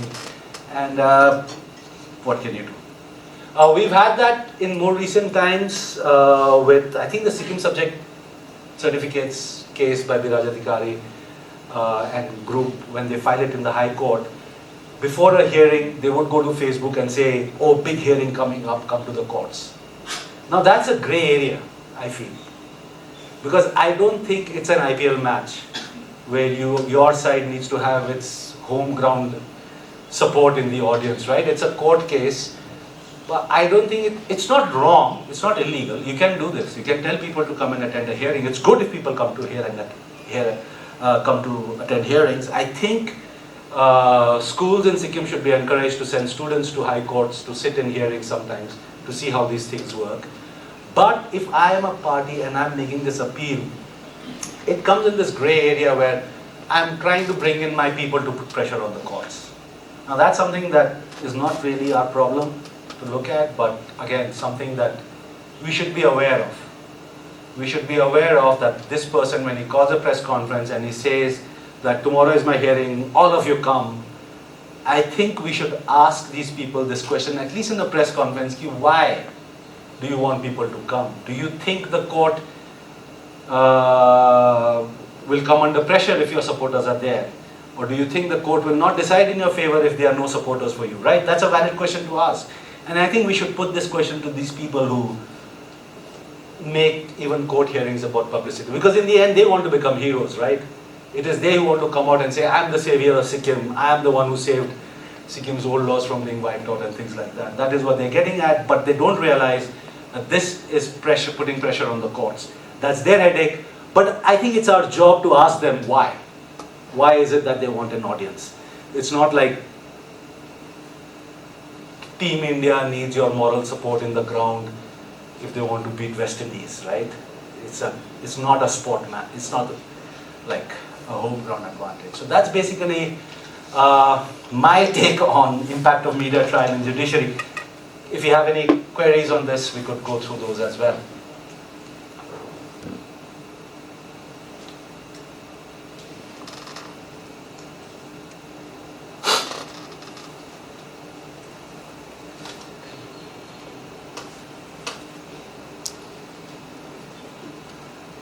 How many times how many of you think that the courts could come under pressure because of excessive media reporting?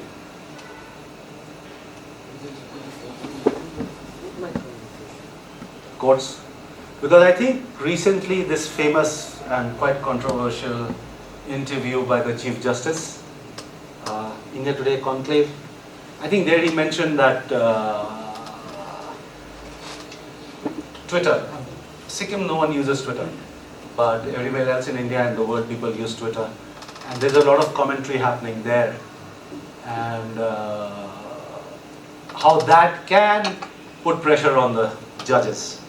And he was not talking about judgments, he was talking about court proceedings like appointing new justices, promoting people to the position of judge. So whenever they make that decision, there's so much chatter on social media that judges have to they do come under pressure for the decisions they make.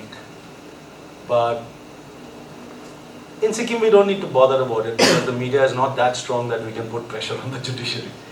Occasionally, one or two cases it's happened, right? When it's led to these big moments. But apart from that, no. And people are scared. If you remember, even this Joint Action Council rally when they took out, they tried extra hard to say that we are not holding this rally against the Supreme Court. They could, right? You can hold a rally against a Supreme Court judgment, why can't you? But they were being extra careful, like, this is not against the Supreme Court. This is, then they changed it to solidarity or something, right? It was not even a protest rally anymore. So people are generally scared of the courts, so which is a good place to be. Which is a good place to be.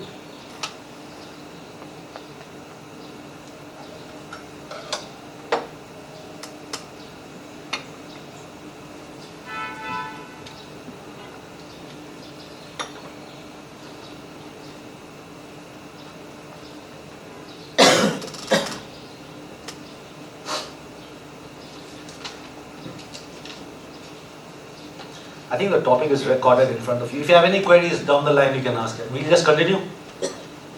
Or do we get a break? We could take a break if you want. Do you want a break? You please take a break. I'm fine. Five minutes at least. Like we'll do it. You will say something. Who? Oh, the judges are under pressure, yes. But can we report it? No. I can say it here, I can't write it. Yeah. What do you mean by pressure? Do you mean political pressure? Yes. Of course. They're human beings. And it's about how you negotiate this pressure. Good point. Actually, I'll tell you another incident that happened. See, what we have to also understand is the trial, there's a difference between a trial court and the appeals court, right? Most of the cases are decided in the sessions court, which is the district and sessions court, right? That is where the trial happens, where the lawyer will go present evidence, they'll, whatever, cross-examination of witnesses. In the High Court, that does not normally happen, except in PILs and things like that. In the High Court, people appeal against a sessions court judgment, and that is where the documents are read and the lawyers argue. So, I just don't remember what case it was, right?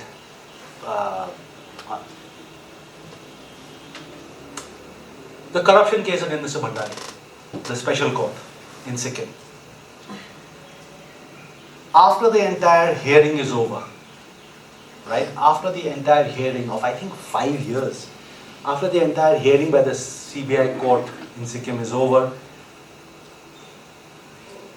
the judge says, I do not have, what is it? I'm not authorized to hear this case.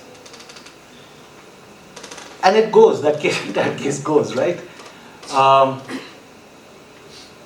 The judge knew that on day one, that he doesn't have the authority to hear this case. He allowed the hearing to go on for 3-4 years before he said, I don't have.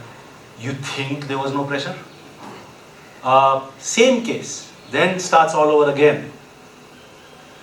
The day the judgment is to be pronounced, the judge hearing the case recuses himself from the case, which he says, I cannot deliver a judgment in this case. Now, how does that happen? How can a judge say, I cannot, see, there is one thing. If I go to a court and the judge is my cousin, immediately that judge has to say, sorry, I know this guy, even if he's a friend. I know this guy, he's my relative, he's my friend, I cannot hear this case, I'll step away, some other judge will take it over. But the judge cannot finish the hearing and then one day come and say, that was big, right? It was in Jorthang, I think, Namchi. In Namchi court that happened, the sessions court, where the day the judgment was to be pronounced, the judge was missing. Like, it was such a big profile case, and then word came that the judge said that he can't give a judgment on this case, and he was removed from the post. So, you think there was no pressure? Like, of course there was pressure, right? This is, we can speculate, okay? We say that, okay, maybe he came under some kind of pressure or whatever. That guy gave up he became a lawyer from a judge. He would not do that until there was some pressure on him, right? So there is pressure, yes. There was another case in Sikkim that was in the district court out here. I think judge,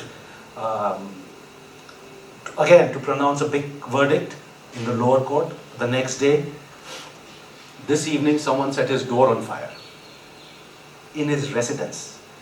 Now, thankfully, it was a very rich judge, very big door. Someone threw a petrol bomb and the entire door caught fire, but it was a really thick, big door, no damage happened. So yes, there is pressure. Of course, there is pressure. And which is why you should respect them even more when they come up with good, strong judgments, because they deliver those judgments despite all the pressure on them. So, yeah. And at the national level as well, right? It was a sessions court judge. That is like our Gangtok not district court, but sessions court judge of Allahabad gave a verdict against Indira Gandhi, the prime minister who was the most powerful at that time in 1975. So, they have a very tough job. Yes. There is a lot of pressure on them, yes. But then there are also courts that we hardly report on. We don't report on sessions court in Sikkim. At the most we report about high court judgments. So, pressure is there, yes. There's a lot of pressure. Media is easy to handle. It's these, as they call it, lumpen, antisocial elements that are more difficult, right? And political pressure. Then they'll bring in the community aspect, right? That guy is from your community, and what is it, Jat Bachao Parsa or whatever, right? So those arguments are also there. It is difficult, yes. But can we report it? I don't know. Even on that day, I know when that judge didn't show up to give that verdict, that was one of the more difficult news reports that I had to edit. Like we had to cross-check constantly. I had to call up all my lawyer friends to decide what would be the right way to present, because you could not ignore what happened. But how much commentary could you add to that report? Because you don't want people to lose faith in the judiciary either, right? And you have to still call out this guy for the unprofessional manner in which he behaved. So you had to also find out if if the judge had been kidnapped. I mean, it could happen, right? The judge was about to give this judgment on the way he was kidnapped. And we had to make sure that all these aspects were looked into. So it was difficult, yes, that report that we did. Now that I got reminded of it, yes.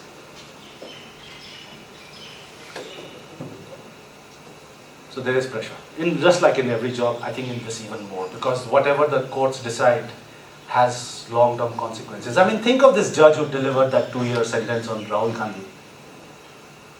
The entire country is questioning his verdict, right? So it must have been a lot of pressure that he was under that made him give this to become challenged by nobody believes this judgment to be right. Imagine you are this one judge who gave this judgment that nobody in the country accepts as a good judgment.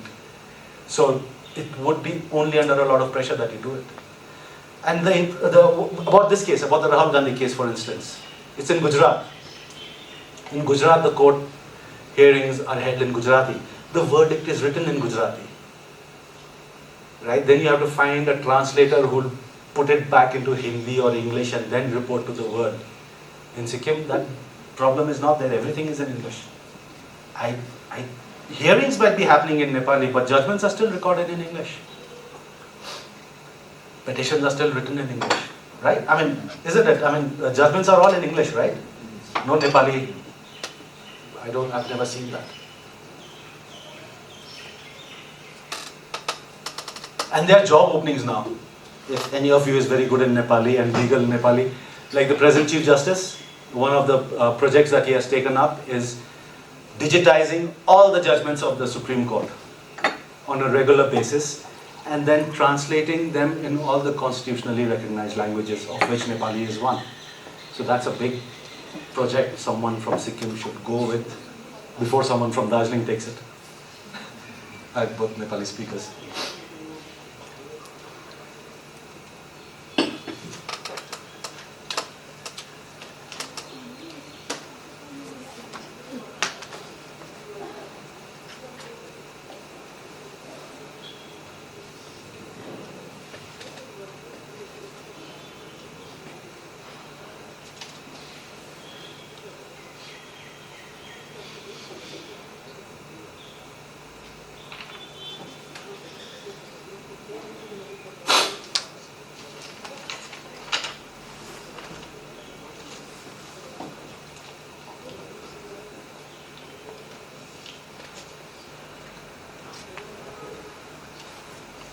Yeah, most of the topics that they have here, they overlap a lot, right?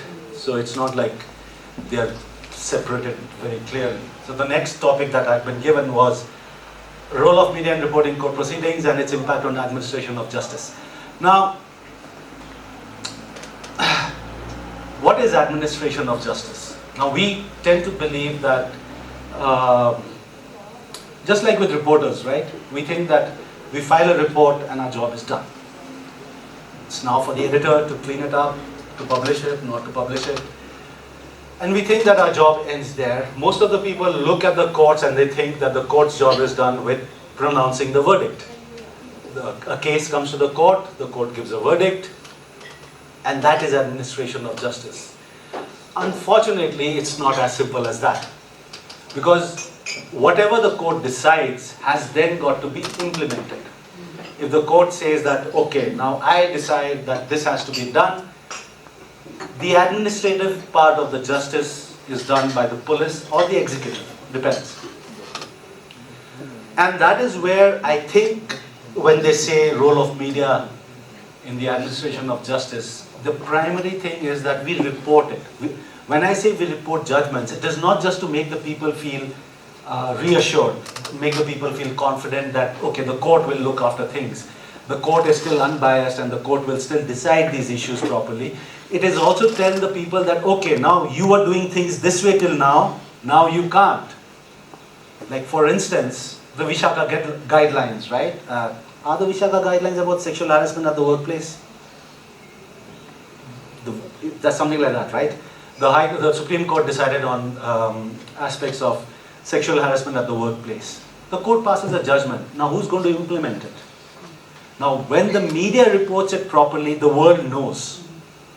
The media stays with the story and says that, okay, the court said this, but nobody has done it so far. That is how we help with the administration of justice. Is not every case is about, okay, guilty, send him to jail for 6 months. That's simple. The accused is there in the courtroom, police will arrest him, put him into jail, right? It becomes more complicated when the court gives judgments about policy decisions. Like for instance, what was it? Delhi, the ban on diesel vehicles. The court gives a judgment, okay, now diesel vehicles will be banned in more than 10 years, 15 years, whatever the age is, will be banned. The court can't ban them, right? Court cannot go to the roads and check how old the vehicle is. That is something that the Motor Vehicles Division of the government of Delhi will have to do. When we report it as media persons, we are telling the world that, okay, this is the new rule. Then we have to follow it up by checking whether that rule is being obeyed or not. Now, to give you an example of how important administration of justice is, and this is linked to what I said about how the courts take up PILs based on news reporting that we do. Now, one of the stories that we did, and unfortunately these are not always very nice stories, they're always disturbing stories. One of the stories we did, and we wrote editorials about it, we wrote follow-ups about it, we did deeper stories about that issue, was when the Hydel project in Dikchu, they released water from the dam, and 3 kids downstream were washed away, one of them died. And this is where I think the journalism bit of our work comes in. This you would get in the police report as well, right? This happened. Now, when we did that report, of course we reported that a child died, there were 3 of them, and the water was released, but we stayed with the story for longer. We did, I think, about 3 or 4 stories on this issue, where we reported about how this problem of sudden release of water without warning was something that had not been addressed so far. We didn't know whether it is required or not. We just said, like, it's logic, right? If you're going to release water 1 kilometer upstream, shouldn't people downstream be told before the water is released that I'm about to release the water? You cannot just put a board there saying that water can suddenly be released. It's people live there. So we did a series of 3-4 stories which talked about what do the rules say? What was the agreement that the Hydel project made with the district administration? What are the conditions under which projects are allowed? We did those stories, and we of course found out that they are required to have sirens. That before the released water, you have to blow a siren. People downstream have to know what that siren is for. Right? You have to have boards which says when the siren blows, in 2 minutes, there will be this huge volume of water that comes out. Otherwise, I could be there from Gangtok, I could be in Dikchu, by the river bank, the siren blows, and I'm wondering, do they tell their time with the siren? How do I know what a siren means, right? So all of this is required. On paper, it's perfect, right? In implementation, it's not there. So we reported this. The court took up that case. Or suo moto, right? These are called suo moto cases that the court takes up. The court took up that case and then came up with this verdict that let's have a survey. The first thing they did is they appoint a amicus curiae, Latin terms, a lawyer who's supposed to assist the court in their case, because the case has been filed by the judge, right? So who will argue the case? So they pick a lawyer, and they told the lawyer, you go to all the hydro projects in Sikkim and check what do they have by way of warning systems. And then it transpired that none of the hydro projects have ever bothered with having good warning systems. And that is because the Hydel project and the district administration are two arms of the government, right? Whenever something happens, they are always there to help each other out. How is the district administration going to keep the Hydel project in check? Then the court said, okay, since you cannot do your job, this is what we want. Sirens, and you know one of the arguments the Hydel projects used is that there is no internet service there for the siren. And the obvious question is that why do you need internet or mobile connection to press the button on a siren, right? And they said we have put up boards, and the court said putting up boards means nothing. Like, what do you do with people who can't read, or who can't read the language in which the board is written, or who just don't see the board? So nowadays, if IPR would know this, every month you'll have a press release coming from the DC Pakyong office saying that in pursuance with the High Court's order, we visited all the I think it is the Gati project in the DC Gangtok does it for all the Hydel projects here. They visit the sites to check. So the court said, I don't trust you guys. If I just trust that you will do your job properly, it's not going to happen. Every month you'll file a report to me saying what you did. So every month you'll have the DC office in all the districts of Sikkim who visit all the Hydel projects to check whether the sirens are working and whether there is enough advance warning and things like that. So that is administration of justice. And it becomes our job to report it. Now, it is not easy. Now, every time I get a press release from IPR about the DC Pakyong visiting the Hydel project, I wonder, like, why are they not telling us why this visit is taking place? Why is it not being explained that this is not because the DC is so good or the district administration is so good, it is because the High Court has ordered it. And then it becomes our job to explain it. So we have the report and then we have to explain that they're doing this because this judgment, this order, they have to make sure that the safety play. So that is how I think we help with the administration of justice. And I think that's an important role we play, especially when it comes to so many issues of public concern, right? Whether it is with pollution, safety at hydro projects, some of the other PILs are trying suicides, substance abuse also they took up once. They took garbage disposal in Gangtok was taken up by the courts based on newspaper reporting. At one time in the newspapers, one of the newspapers that we worked with, we used to run a weekly photo section called Rubbish Awards. At that time, Gangtok was having a big problem with garbage collection. So we would every week go to one exceptionally filthy place of Gangtok, carry a photo, give it with a trophy on the side saying the Rubbish Award for this week goes to Shari. And by the second week, the Raj Bhavan, the governor would visit these spots. It would come out in our paper in the morning. In the afternoon, the governor would arrive at that spot, not to see how wonderful the rubbish looks, but that puts pressure, right? When the governor arrives there with his entire entourage, the UDSC department is embarrassed into taking some action. A month later, the court had taken up that case. And now garbage collection is, I'm talking about 20 years back, 15 years back maybe.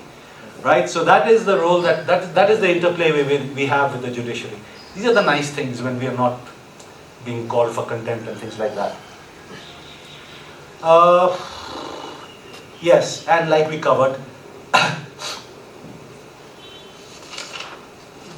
we have to be careful about not putting too much color into our reporting on court hearings, because that brings the courts under too much pressure. We've seen that.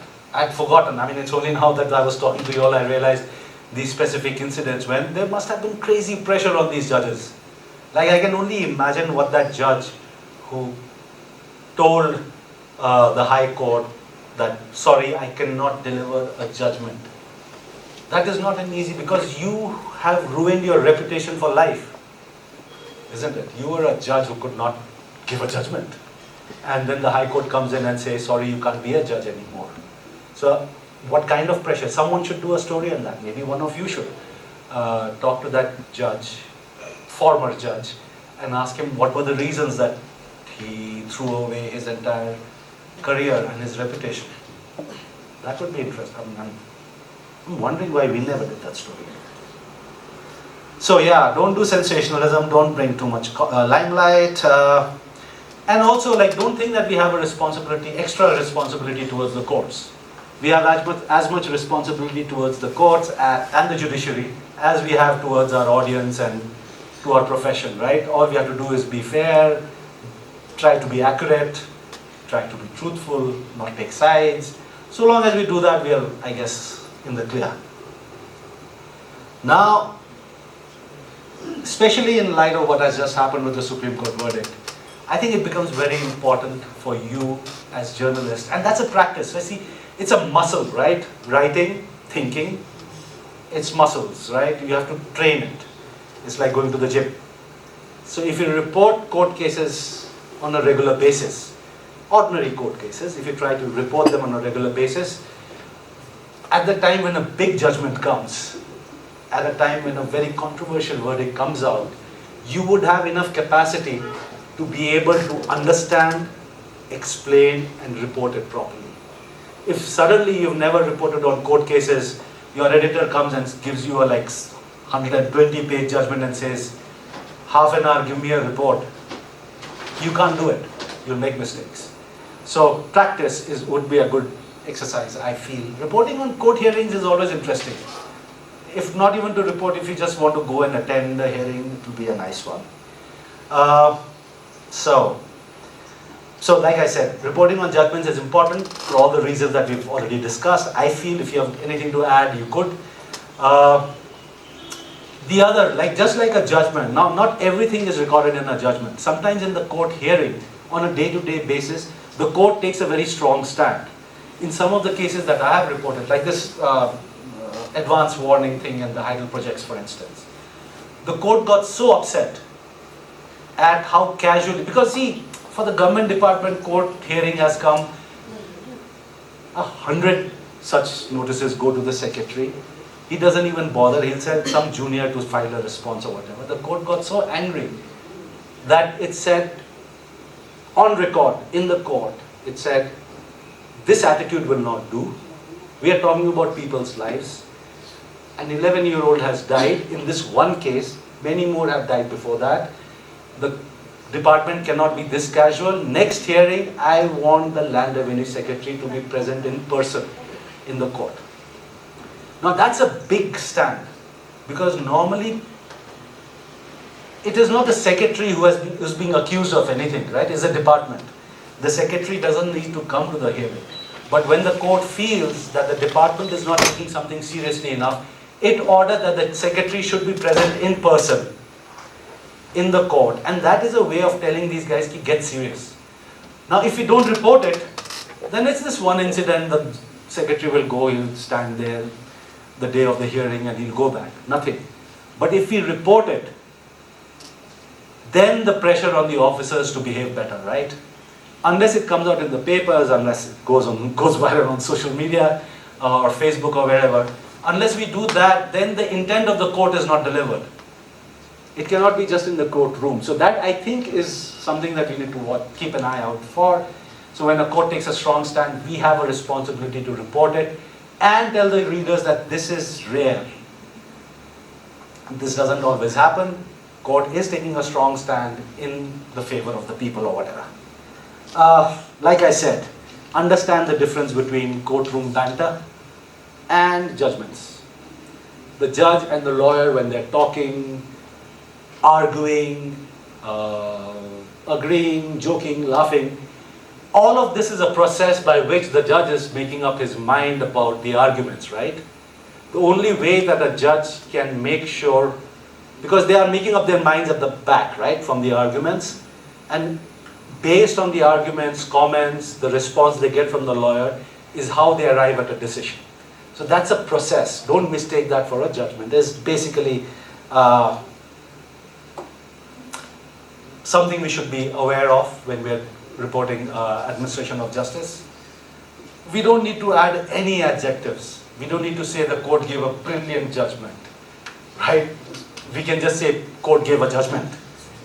And it's for the reader to decide whether it's brilliant or poor. So don't get into the pressure of adding color to it. Never do that. Don't do that for any reporting you write, but even more so for court. So that kind of is basically the role that we have. Relationship between the judiciary and the media. We've covered this while we were discussing earlier, right? 2 pillars. We are an additional pillar, right? Officially there are only 3 pillars. There is the judiciary, executive and the legislative. People were just being condescending and nice to us when they said that media is the 4th estate, so you are also one pillar. But because the executive and the legislative have become a gang, right? They work together. The MLA and the DAC, the minister and the secretary, they've become part of this one gang that looks out for each other. It becomes important for us to form a gang as well, to keep some semblance of, just to make sure that things don't get too out of hand, right? The judiciary has done a pretty good job. For example, the judge that we talked about, who did not deliver the judgment, he could have delivered a bad judgment, right? He could have just come and given a complete, who's stopping you? I mean, he'll get challenged and he'll get thrown out, that's a different thing, right? But he could easily have come under pressure. The pressure was not on him not to give a judgment. It is obvious that he was under pressure to give a favorable judgment, which he could not bring himself to give. And he opted instead to, let's say, resign. The judgment was against the Yes. chief minister and officers. Yes. So Because there is that is what, I mean, my point being that he, like officers would have given a ulta noting, right? They don't bother about these things. But thankfully the judiciary still holds itself up to some standards. Yes. If the media is the one pillar of democracy, then shouldn't media act like one government institution? Because government... No, government is one pillar. Government is the executive. They are called fourth pillar. Yeah. They, 4th pillar of democracy, not government. Yeah, carry on. they should act like one of the branches of government, I believe. Yeah, that is a job for IPR to do. They are the branch of government. No, you've got a point. So, see, what happens is, when we are mistaking democracy to mean the government, right? But I would like to argue that democracy means the people, the society, of which the government is one part, right? So, when we are saying 4 pillars, we mean the government, we mean the court. The court is not part of the government. We mean the court, we mean the government.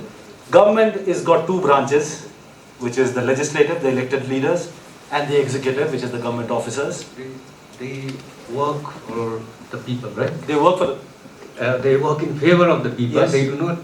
So shouldn't media also avoid news which are But that would harmful to community and just Yeah, go true. with? No. There is no denying the fact that we should not be writing stories. No, I don't think we have any response. We have one, that's my belief. We can agree, disagree. I think media has got no responsibility towards any people or government or community. Our responsibility is towards the truth. Our job is to report the truth. What impact it has is not my responsibility really, right? Because our job is to inform the people. Now when we say that we should not, see the problem lies in the attitude of the government, for instance. The government thinks that the people are bichara, like they say, right? Sikkim people are so gullible, they're so innocent. And I don't know why people of Sikkim don't stand up and say like, you might be innocent and gullible, I am not. Right? I have a brain, I can think for myself, right? That attitude, so the government behaves with that attitude. I don't think the media should. The media should believe that people are intelligent and they can make up their mind. If I give them the truth, they take it positively, they take it negatively, they take out a rally, they go and beat up someone. That is not my responsibility. Truth is important, yes. But what then- about ethics, media ethics, Yeah. money the child? Yeah, truth. No. What Like ethic truth, is... But like there are things like your stories should not incite communalism, make groups fight and things like that. What about No, but that is not an ethic that is my creation, right? Okay. These are advisories. Right. Press Council and the government of Sikkim, government of India, sorry, government of India is saying ki don't, because how do you define it? Because I think when you give a rule, it should be objective, right? There should be no confusion.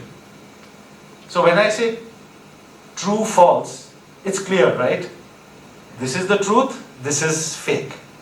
But when you say it should not offend people, I don't know what that means.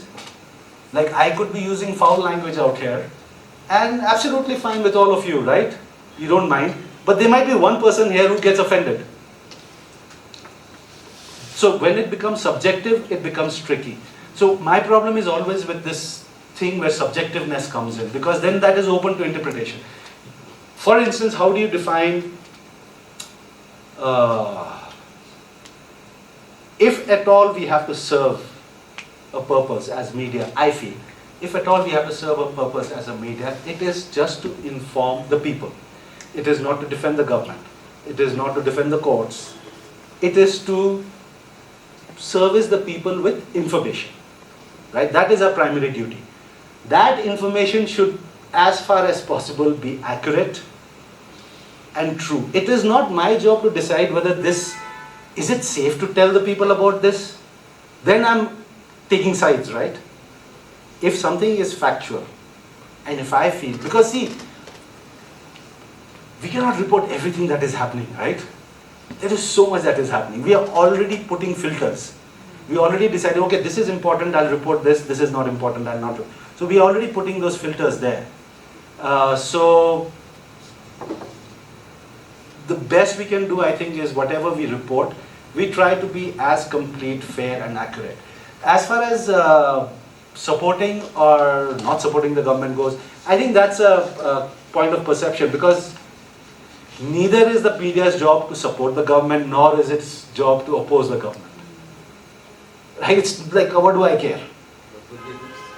But we do, yes, of course we play sides. Of course I'm saying in the ideal world, right? Ideal world, I have nothing to do with the government.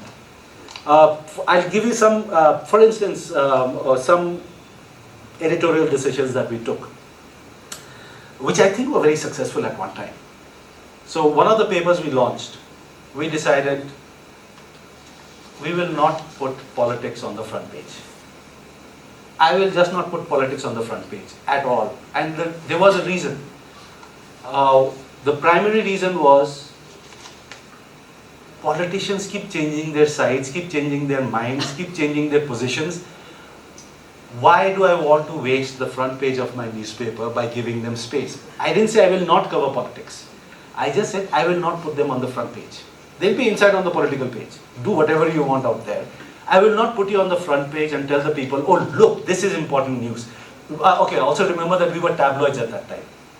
Right? The small size newspaper, so the front page headline was big and like screaming that this is important.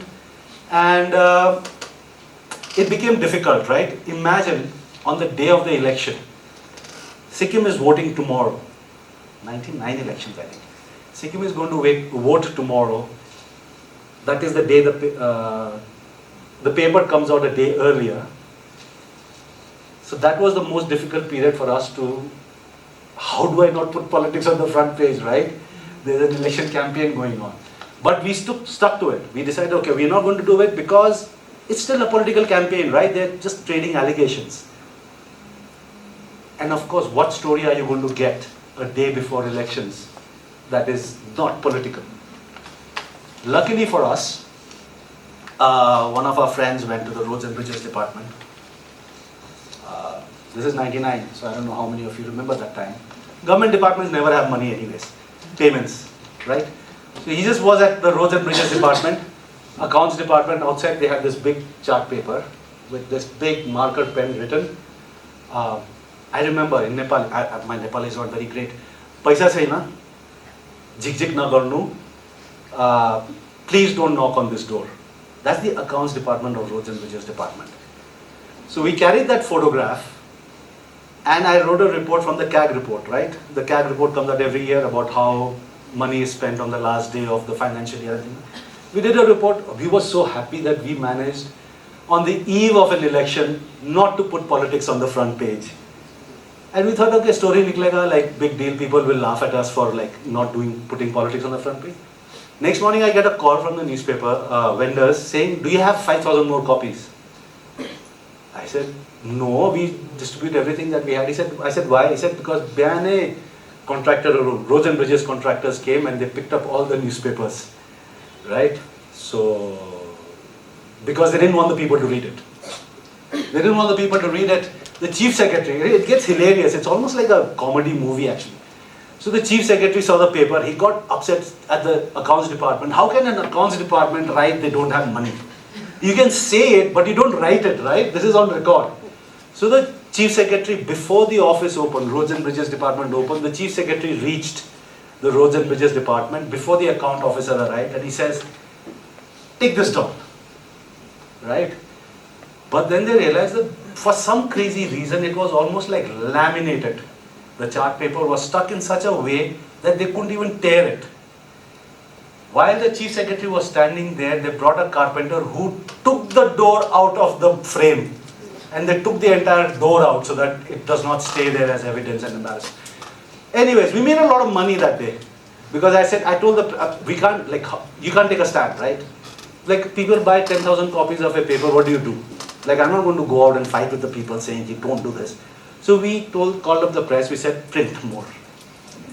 So we printed double, and we sent it. Then the newspaper vendor called up the contractor, and he said, I've got 5,000 more. So the contractor came and bought 5,000 copies more from that place. Elsewhere it was selling, I'm talking only about Gangtok. So just in Gangtok, one bichara contractor who was not getting his bills paid was made to buy something like 15,000 copies of a newspaper. So that happens. So my point here being that, yeah, we don't have real responsibility towards anyone beyond. Sometimes, I mean, like, sometimes you get threats, yeah? That's your job, right? That's your job. That's your job, and I feel it can still be a very exciting job. I mean, I've got my own theories on that. Now, so returning to my original argument that now we've got the judiciary and the media, the two other pillars left, it'll be, and especially because I do agree that the other two pillars are very compromised. The executive and the legislative is really compromised, and they are compromised because there have not been enough checks on it. It becomes the judiciary's role more because what they decide has bigger impact. We report, right? People can respond, they cannot respond, they can forget, they can ignore. The court, they can't.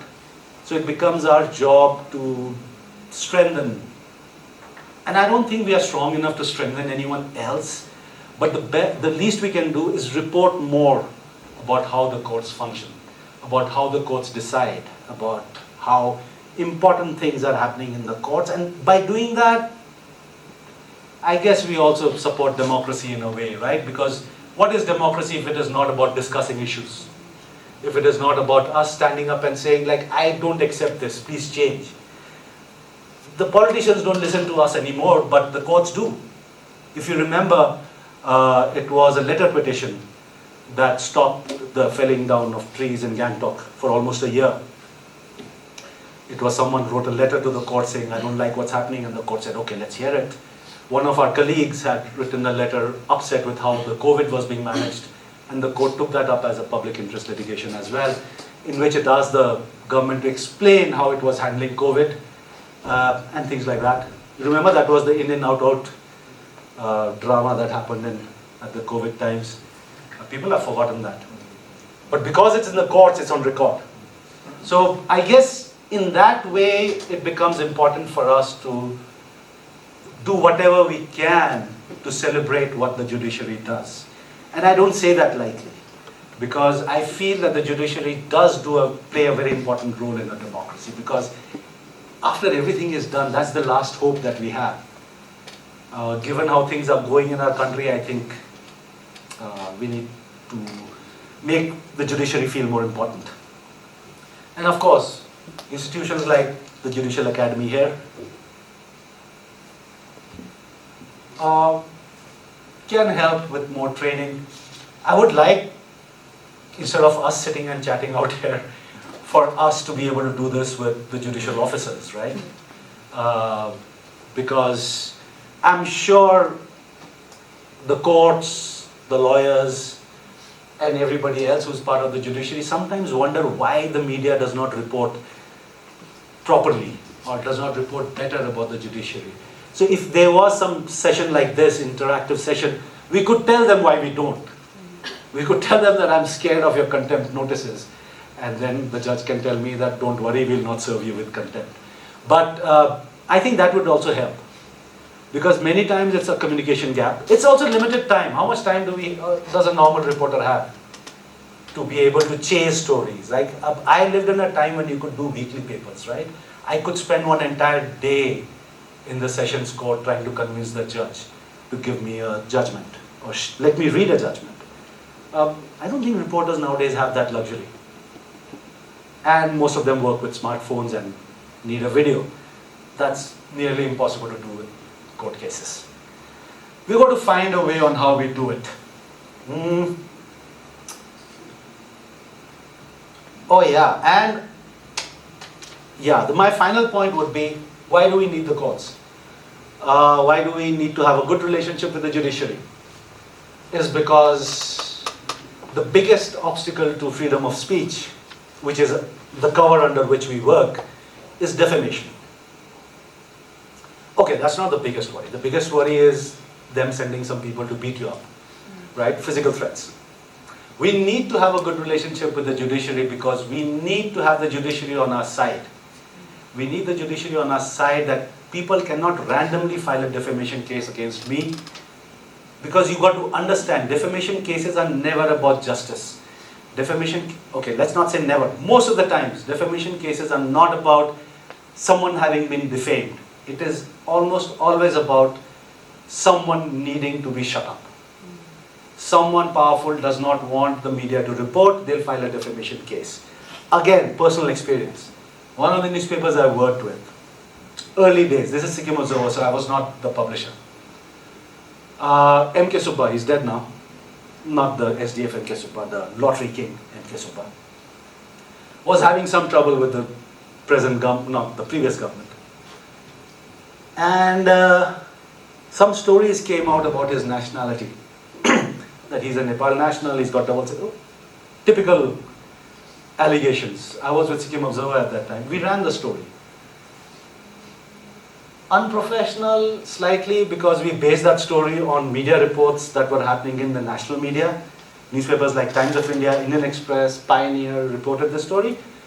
I was a reporter, I was told, okay, 5 stories, compile that into one story and do it. I did it. I didn't know M.K. Subba, I didn't know what the background, I was new. But then what happens? We get a defamation notice, Lakhimpur, not UP, Assam, Lakhimpur in Assam, from the Sessions Court in Lakhimpur, Assam, on defamation case against Jigmeon Kazi, who was my editor, and I, because my byline was there. We knew there is nothing to the case. But who's going to go to Lakhimpur, right? I'm not going to go to Lakhimpur. That is that guy's gar, as it's called, right? I go there, I'll get kidnapped, and like 2 days later, parts of my body will be found all over Assam. So we just couldn't go to defend ourselves, right? The case was filed in Lakhimpur. We just couldn't have gone there to defend ourselves. No lawyer here would have gone there to represent us. No lawyer in Lakhimpur was willing to take up the case. So the case was decided in absentia, I think it's called, right? Since we could never go there to defend ourselves, the court said, okay, guilty, defamation, 1 crore, 2 crore, whatever. And we laughed at it. We said, like, who has that money, like, to give? But the point is that it scares you. Now, I'm writing in Sikkim. Someone is upset. File a case, defamation case here. Maybe I'll go to the court. I'll tell the court, see, I don't have a lawyer, I can't defend myself. You read the report, you read the allegations, I leave it to your judgment to decide what you want to do. But what if a case is filed against me in Mathura, right? We write pretty nasty comments about the present dispensation in Delhi. File a case in Banaras. You think I'll go to Banaras to defend myself? No. But these are ways that they put pressure on us. Freedom of speech is under pressure always through the risk of defamation cases and of course through the other pressures as well. If the courts are on our side, we could have some protection on that front, and that way both of us become stronger. So that was basically it, and I've gone through all the topics that I had. If you have any queries, we could cover those as well and get done. Thank you.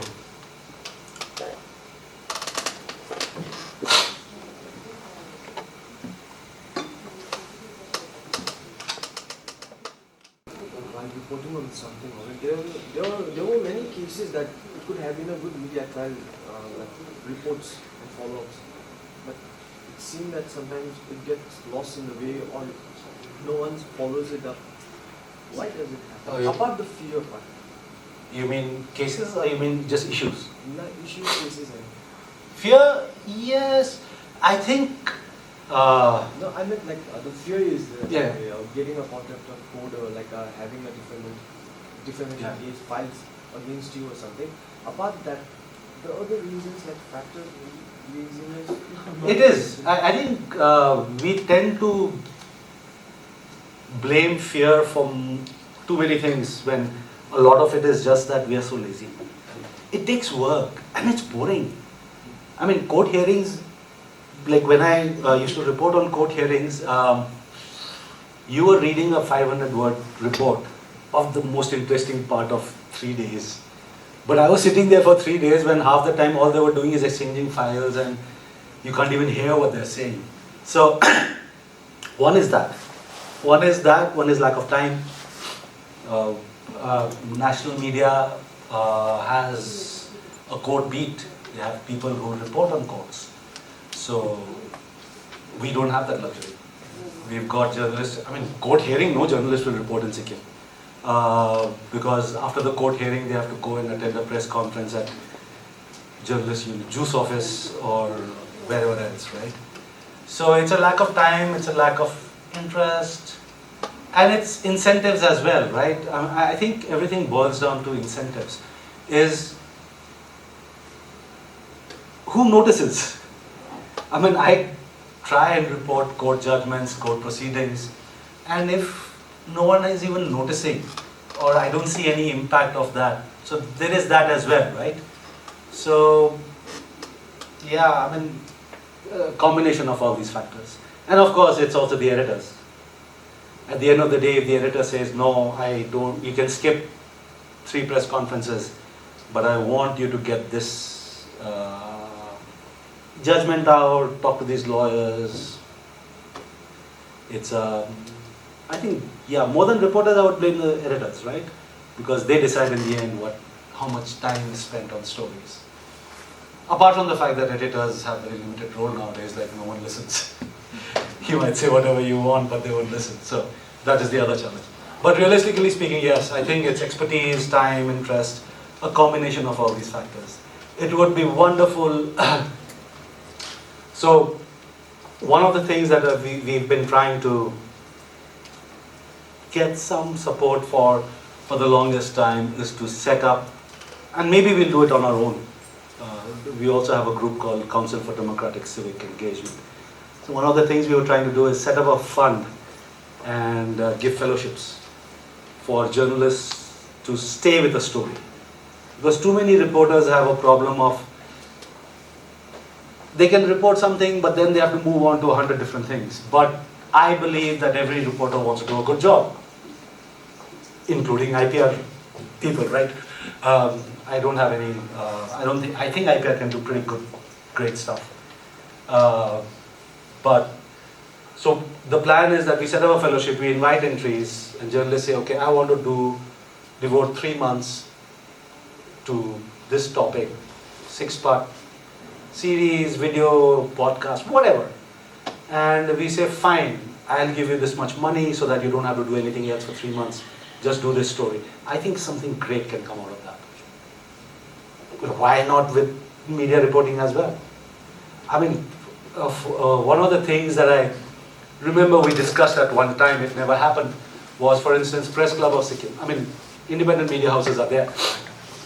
But what if, let's say, Press Club of Sikkim or Journalist Union of Sikkim sets up a post, two, let's say, one for Nepali, one for English, where a journalist is hired just to report on court proceedings and court judgments. And those two journalists will receive training and access, and their reports will be like a wire service. It goes to all newspapers, and all of you publish it. That is something that see, now if, for instance, if Press Club of Sikkim ties up with the Judicial Academy, these two can tie up and sponsor these two posts, right? They can try it for 1 year, whatever. They can decide. The journalists could actually get paid very well compared to what they can earn in media houses elsewhere. But then they become a wire service, and they provide news to all media outlets. Newspapers can carry it, not carry it, or whatever. Independent newspapers cannot do that with, let's say, the Judicial Academy, right? Because if you do that, then it's like you're becoming friends with someone you're going to report on. So someone like Press Club or Journalist Union of Sikkim could do that. And I think that is, if we do that, then more people will recognize the value of what is real judicial reporting. That'll be interesting to explore.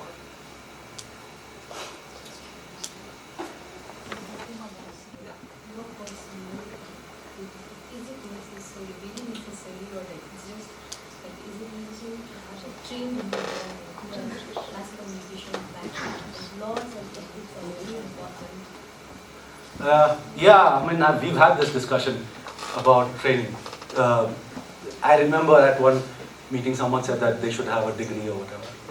I don't have one, so I'll obviously not support something like that. But like I said, training is helpful, right? But I don't think it's necessary. By training, I mean the formal doing a mass comm course. Because frankly speaking, most of the kids from mass comm courses who come to us for internship, I realize they know nothing. Right? They know nothing about media. I mean, knowing the Press Act and under which law the Press Council was formed, big deal. I don't care. I can Google that, right? Ethics, like I said, ethics are personal, really. They are professional ethics, but they are broad guidelines.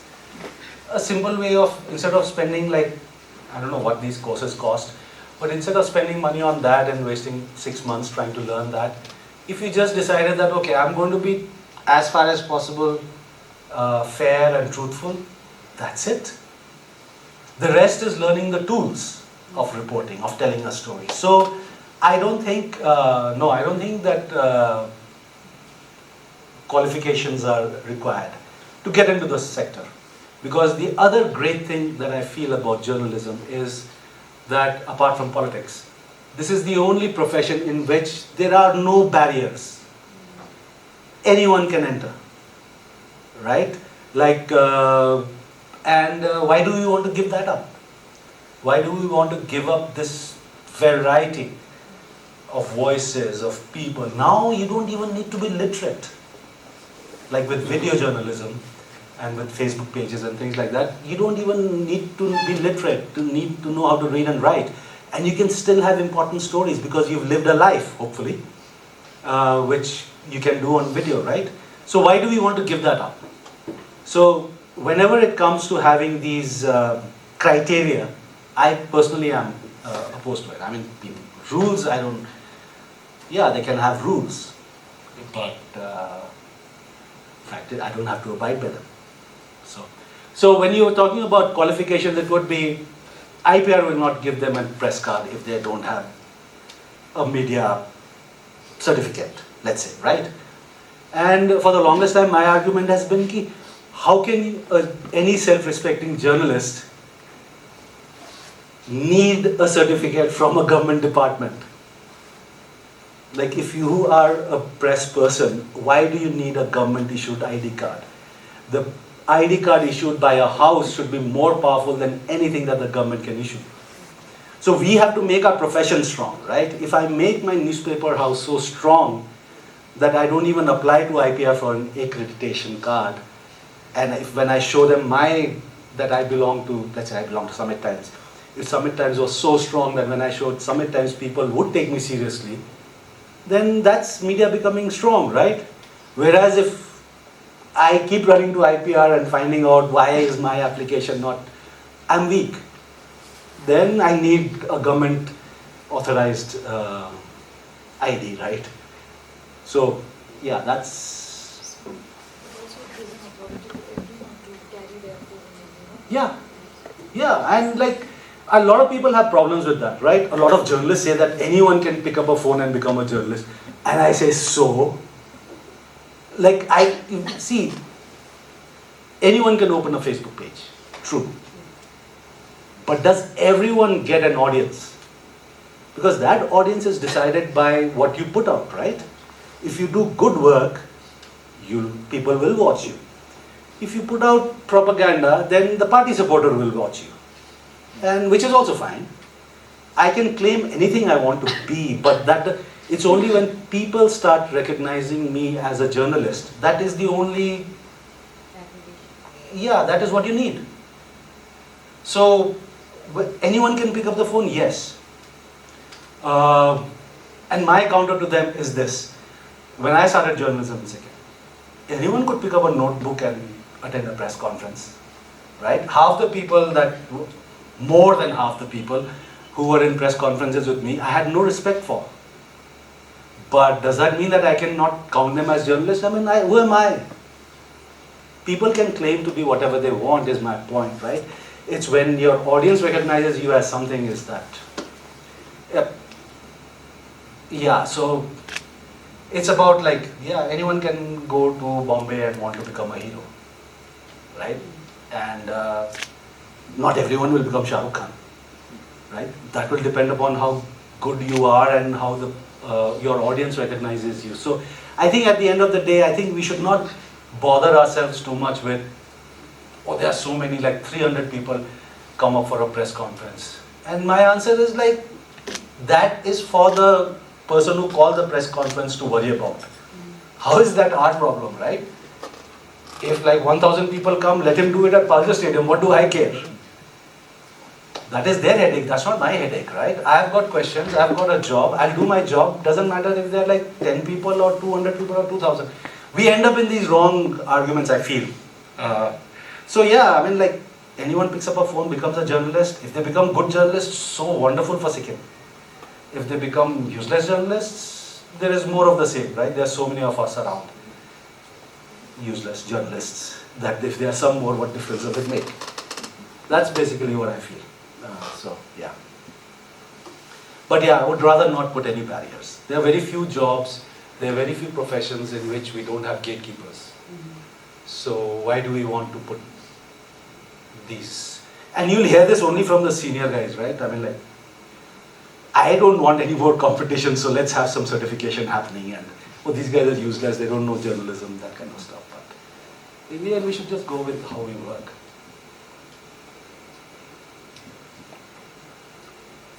But I think, yes, I think we need to support vernacular media more.